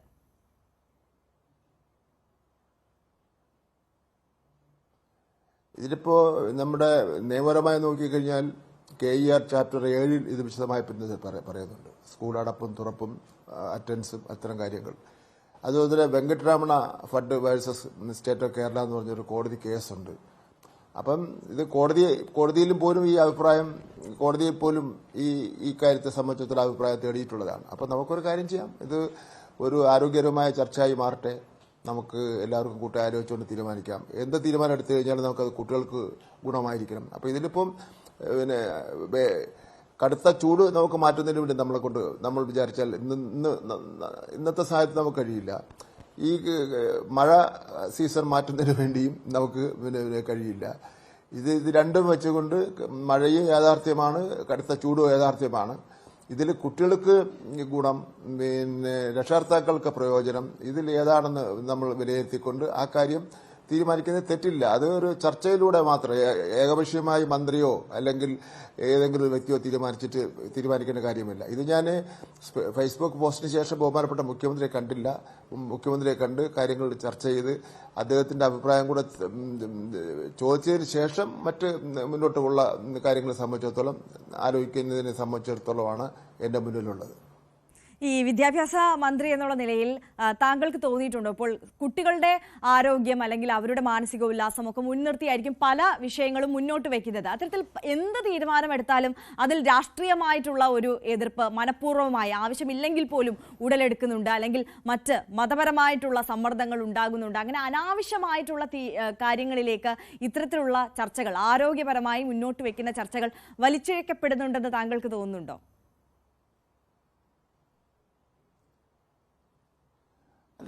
ചില വിഷയങ്ങളിൽ തുടക്കത്തിൽ അവരുടെ വശത്ത് നിന്നുകൊണ്ട് അവരുടെ ഭാഗത്ത് നിന്നുകൊണ്ടുള്ള ചർച്ച വരുമെങ്കിലും നമ്മൾ കൂട്ടായി നടത്തുന്ന ചർച്ചയിൽ കാര്യങ്ങൾ അങ്ങോട്ടും ഇങ്ങോട്ടും ബോധ്യപ്പെട്ട് കഴിഞ്ഞാൽ അവരെതിർക്കുന്ന ഇതിൽ നിന്ന് പിന്മാറുന്നുണ്ട്. അങ്ങനെ ഈ 4 വർഷക്കാലമായി കൊണ്ടുവന്നിട്ടുള്ള ഒരുപാട് മാറ്റങ്ങളുണ്ട്. പരമ്പരാഗതമായി ചെയ്തുകൊണ്ടിരുന്നതിൽ നിന്ന് വ്യത്യസ്തമായിട്ട് ഒരുപാട് മാറ്റങ്ങളുണ്ട്. ആ മാറ്റങ്ങളൊന്നൊക്കെ ചില വിഷയങ്ങളിലൊക്കെ ആദ്യം ചില പ്രതികരണങ്ങളൊക്കെ ഉണ്ടായെങ്കിലും എല്ലാം അംഗീകരിച്ചു പോകുന്ന സ്ഥിതിവിശേഷമാണ് ഉള്ളത്. ഉദാഹരണം ഇപ്പോൾ സബ്ജക്ട് മിനിമം വളരെ പ്രധാനപ്പെട്ട കാര്യമാണല്ലോ. ഓൾ പ്രൊമോഷൻ എല്ലാവർക്കും ഓൾ പ്രൊമോഷൻ ലഭിച്ചുകൊണ്ടിരുന്നത് നിർത്തലാക്കി സബ്ജക്ട് മിനിമം വേണമെന്നുള്ള നിലയിൽ തീരുമാനമെടുത്തു. 8ാം ക്ലാസ്സിൽ അത് നടപ്പിലാക്കി. 80,000-ഓളം വരുന്ന കുട്ടികൾ പുറകോട്ട് പോയി. ആ 80,000-ഓളം വരുന്ന കുട്ടികൾക്ക് വീണ്ടും ക്ലാസ് കൊടുത്തു, വീണ്ടും പരീക്ഷ എഴുതി, അവരെല്ലാം ജയിപ്പിച്ചു. ഇപ്രാവശ്യം 6 മുതൽ 9 വരെയുള്ള മുഴുവൻ ക്ലാസ്സുകൾ സബ്ജക്ട് മിനിമം നടപ്പിലാക്കുകയാണ്. അപ്പോൾ അതിനെ സംബന്ധിച്ചിടത്തോളം ആദ്യം ഒരുപാട് വ്യത്യസ്ത അഭിപ്രായങ്ങളുണ്ടായിരുന്നു. കാര്യങ്ങൾ മനസ്സിലാക്കിയപ്പോൾ ആൾക്കാർ എല്ലാം സഹകരിക്കുന്ന നിലപാട് സംഘടനകളും ചില വ്യക്തികളൊക്കെ തന്നെ എടുക്കുന്നതിന് സ്വീകരിച്ചു. എൻ്റെ അനുഭവത്തിൽ വിദ്യാഭ്യാസ വകുപ്പിൽ അങ്ങനെ ഒരു ശക്തമായ എതിർപ്പൊന്നും ഒരു തീരുമാനങ്ങൾക്കും നടപ്പിലാക്കാൻ പറ്റില്ല എന്നുള്ള നിലയിലുള്ള തീർത്തുമുള്ള ഒരു നിലപാട് വന്നിട്ടില്ല. ഈ സ്കൂൾ സമയമാറ്റം പോലെ അങ്ങനെ കുട്ടികളുമായി ബന്ധപ്പെട്ട് അവർക്ക് അനുകൂലമായ രീതിയിൽ അടക്കം അതിപ്പോൾ ഹൈക്കോടതി ഉത്തരവിന്റെ കൂടി ഒരു കാര്യം മുൻനിർത്തിയാണ് എടുത്തതെങ്കിൽ പോലും അത്തരത്തിലുള്ള തീരുമാനങ്ങളിലേക്ക് എത്തുമ്പോൾ ഈ മതസംഘടനകളടക്കം ഇത്തരത്തിൽ പ്രതിഷേധമുയർത്തുകയും തങ്ങളുടെ ഭാഗം കേൾക്കണം എന്ന് പറയുന്നതിൽ എന്തെങ്കിലും അർത്ഥമുണ്ടോ? അപ്പോൾ എല്ലാ വിഭാഗങ്ങളെയും കൂടി പരിഗണിച്ചുകൊണ്ട് നമുക്ക് കുട്ടികളുടെ കാര്യത്തിൽ ഒരു തീരുമാനം എടുക്കാൻ കഴിയില്ല എന്നത് തന്നെയാണോ മന്ത്രിയുടെ അഭിപ്രായം?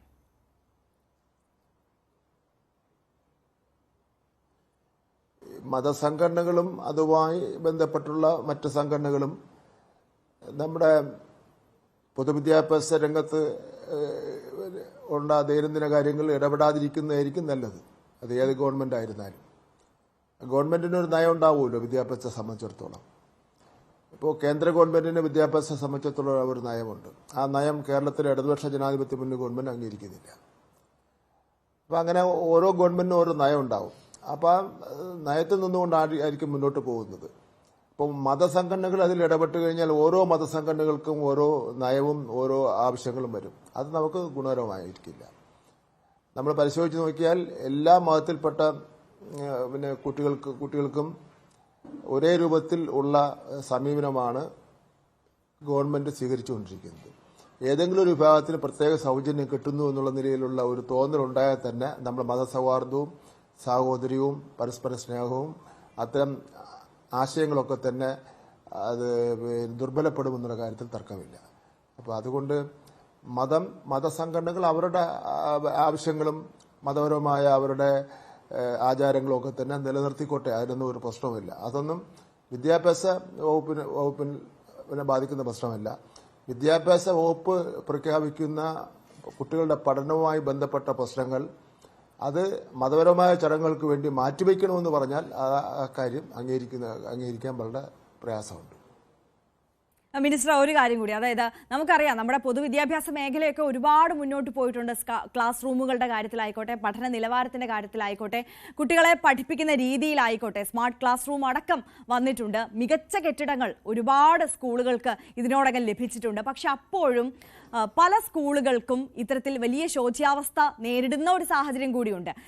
ഇത്തവണ സ്കൂൾ തുറക്കുന്നതിന് മുമ്പ് തന്നെ കഴിഞ്ഞ തവണത്തെ പോലെ തന്നെ വ്യക്തമാക്കിയിരുന്ന ഒരു കാര്യമാണ് വിദ്യാഭ്യാസ വകുപ്പ്. ഈ സ്കൂൾ ബസിന്റെ ഫിറ്റ്നസിനോടൊപ്പം തന്നെ സ്കൂൾ കെട്ടിടങ്ങളുടെ ഫിറ്റ്നസ്, ആ സർട്ടിഫിക്കറ്റ് കൂടി ഉറപ്പാക്കണം. അതില്ലാത്ത സ്കൂളുകൾക്ക് തുറന്ന് പ്രവർത്തിക്കാൻ അനുമതി ലഭിക്കില്ല എന്നുള്ളത്. പക്ഷേ ആ ഉത്തരവിനെയൊക്കെ കാറ്റിൽ പറത്തുന്ന രീതിയിൽ പല സംഭവങ്ങളും നമ്മുടെ മുന്നിലുണ്ട് എന്നതാണ് വാസ്തവം. കഴിഞ്ഞ ദിവസം തന്നെ ആലപ്പുഴ എടത്തുവായിൽ ഇത്തരത്തിൽ സ്കൂളിന് ഫിറ്റ്നസ് ഇല്ല, അത് വളരെ ശോച്യാവസ്ഥയിൽ ഏത് നിമിഷവും ഇടിഞ്ഞു വീഴാവുന്ന ഒരു സാഹചര്യം, പുതിയ കെട്ടിടം ഉണ്ടെങ്കിൽ പോലും അങ്ങോട്ട് മാറാത്ത സാഹചര്യം പല സ്കൂളുകൾക്കുമുണ്ട്. അത്തരത്തിലൊരു വൈമുഖ്യം, ഒരു അനാസ്ഥ അധ്യാപകരുടെ ഭാഗത്തു നിന്ന് അല്ലെങ്കിൽ ബന്ധപ്പെട്ട അധികാരികളുടെ ഭാഗത്തു നിന്നൊക്കെ ഉണ്ടാകുന്ന സാഹചര്യം, അത് വലിയ ആശങ്ക ഉണ്ടാക്കുന്നതാണ്. ഇന്നലെ രക്ഷകർത്താക്കളുടെയൊക്കെ ഒരു ഇടപെടൽ മൂലം, പ്രതിഷേധം മൂലമാണ് പിന്നീട് പുതിയ കെട്ടിടത്തിലേക്കൊക്കെ മാറാൻ ആലപ്പുഴയിലെ സ്കൂളിലെ കാര്യങ്ങളൊന്ന് നീക്കുപോക്കായത്.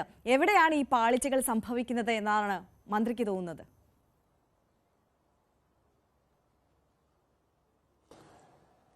ഇക്കാര്യത്തിൽ സ്കൂൾ തുറക്കുന്നതിന് മുമ്പ് പാലിക്കേണ്ട കാര്യങ്ങളെ സംബന്ധിച്ചിടത്തോളം വളരെ മുമ്പ് തന്നെ വിദ്യാഭ്യാസ വകുപ്പ് ഒരു സർക്കുലർ ഇറക്കിയിട്ടുണ്ട്. ആ സർക്കുലർ ഏതാണ്ട് 50-ന് താഴെയുള്ള നിർദ്ദേശങ്ങൾ ആ സർക്കുലർ പറഞ്ഞിട്ടുണ്ട്. ഇത് മാത്രമല്ല, മുഖ്യമന്ത്രി അടക്കം പങ്കെടുത്തുകൊണ്ടുള്ള ഒരു 1/2 ഡസൻ യോഗങ്ങൾ ചേർന്നിട്ടുണ്ട്. ഇത്രയും മുൻകരുതൽ എടുക്കാൻ വേണ്ടി ഗവൺമെന്റ് തയ്യാറാകുമ്പോഴും ആ തയ്യാറാകുന്നതിനെ നിസാരവൽക്കരിച്ച് പെരുമാറുന്ന ചില സ്ഥാപനങ്ങളും ചില സ്ഥാപന മേധാവികളുമുണ്ട്. ഒരു കാരണവശാലും അത് ഗവൺമെന്റ് അംഗീകരിക്കുന്നില്ല. അത് ഈ അടുത്ത കാലത്ത് ഉണ്ടായിട്ടുള്ള ചില നടപടികളുണ്ട് ഇതിനെ വ്യക്തമാക്കും. ഒരു എയ്ഡഡ് മാനേജ്മെന്റിന് നേരെ ഇത്രയും കർശനമായ നടപടി ഐക്യകേരള രൂപീകരണത്തിന് ശേഷം ആദ്യമായിട്ടാണ് തോന്നുന്നു എടുക്കുന്നതിന് വേണ്ടി തയ്യാറായിട്ടുള്ളത്. അത് തന്നെയായിരിക്കും ഇനി ഈ ഫിറ്റ്നസുമായി ബന്ധപ്പെട്ട് എന്തെങ്കിലും പ്രശ്നങ്ങൾ ഏതെങ്കിലും വിദ്യാലയങ്ങളിൽ ഉണ്ടായാൽ അതിന് ഒരു ഉത്തരവാദിത്തപ്പെട്ട ഒരു വ്യക്തി ഉണ്ടാവും, പിന്നെ സഹചുമതലയുള്ള വ്യക്തി ഉണ്ടാവും. അതിന് ഒരു വിട്ടുവീഴ്ചയുമില്ലാത്ത നടപടി ഒരു ഗവൺമെന്റ് എന്നുള്ളതിൽ എടുത്ത് മുന്നോട്ട് പോകേണ്ടതായിട്ട് വരും. ഗവൺമെന്റിന്റെ ശമ്പളം വാങ്ങിക്കൊണ്ട് ഉത്തരവാദിത്തങ്ങൾ വഹിക്കുന്ന വ്യക്തികൾ ഗവൺമെന്റ് ഉത്തരവുകൾ പാലിക്കാൻ ബാധ്യത ഉണ്ട്. ആ ഗവൺമെന്റ് ഉത്തരവുകൾ പാലിക്കാൻ ബാധ്യത ഇല്ലാത്തവരെ സംബന്ധിച്ചിടത്തോളം ഗവൺമെന്റിന് ശക്തമായ നിലപാട് സ്വീകരിക്കേണ്ടി വരും എന്നുള്ള കാര്യത്തിൽ തർക്കമില്ല.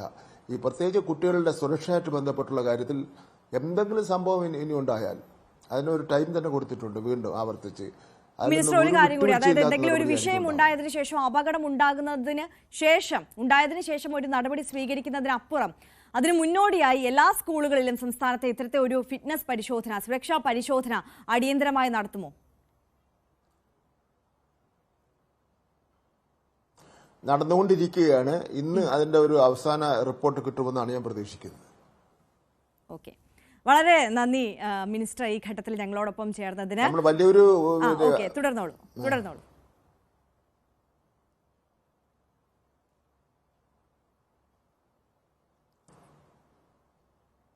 എന്നോടാണോ പറഞ്ഞത്? അതെ, മിനിസ്റ്റർ നിർത്തി എന്ന് വിചാരിച്ചാണ് ഞാൻ ഇടപെട്ടത്.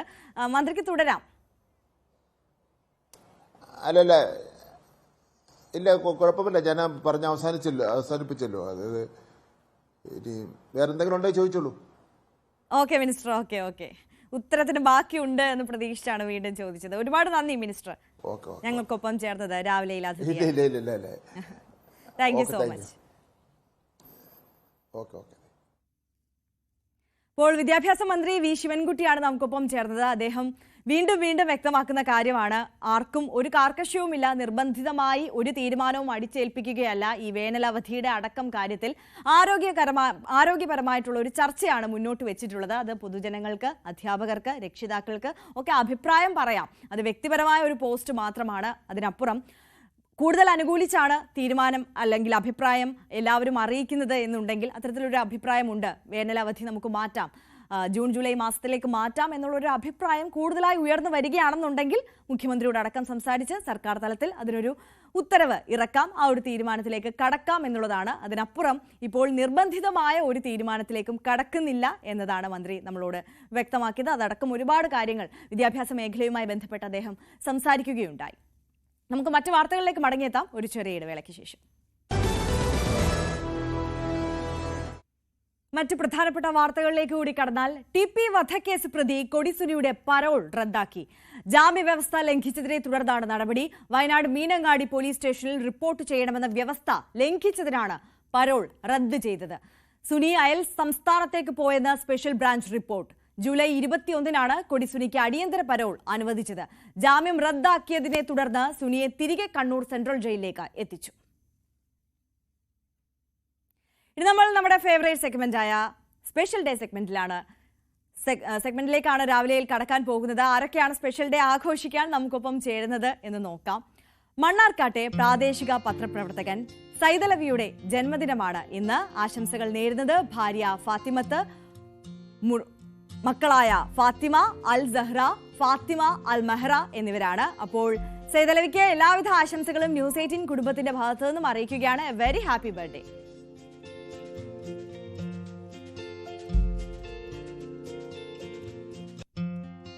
തൃശൂർ പേരാമംഗലം സ്വദേശികളായ കീർത്തിയുടെയും സനൂപിന്റെയും 3ാം പിറന്നാൾ ആഘോഷിക്കുന്ന തമ്പുരുമോൾക്ക് ചേട്ടൻ സായുവിന്റെയും മറ്റ് കുടുംബാംഗങ്ങളുടെയും ആശംസകൾ അറിയിക്കുകയാണ് ന്യൂസ് 18ലൂടെ. അപ്പോൾ കുടുംബത്തിന്റെയും ചേട്ടന്റെയും മാത്രമല്ല, ന്യൂസ് 18 കുടുംബത്തിന്റെ എല്ലാവിധ ആശംസകളും തമ്പുരുമോളെ അറിയിക്കുകയാണ്. വെരി ഹാപ്പി ബർത്ത്ഡേ മോളെ.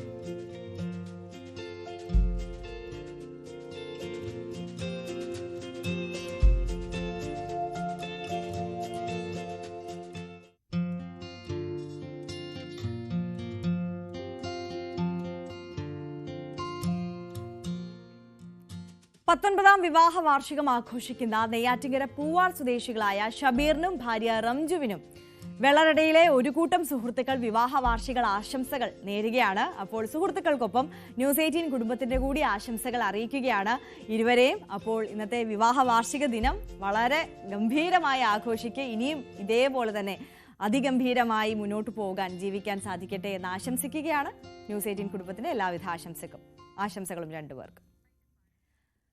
അപ്പോൾ നമ്മുടെ രാവിലെയിൽ ഇനി കുറ്റകൃത്യങ്ങളുടെ ലോകത്തെ പ്രധാനപ്പെട്ട വാർത്തകൾ നോക്കാനുള്ള സമയമാണ്. പോലീസ് പെട്രോളിൽ ടോം കുര്യാക്കോസ് ചേരും ഇടവേളയ്ക്ക് ശേഷം.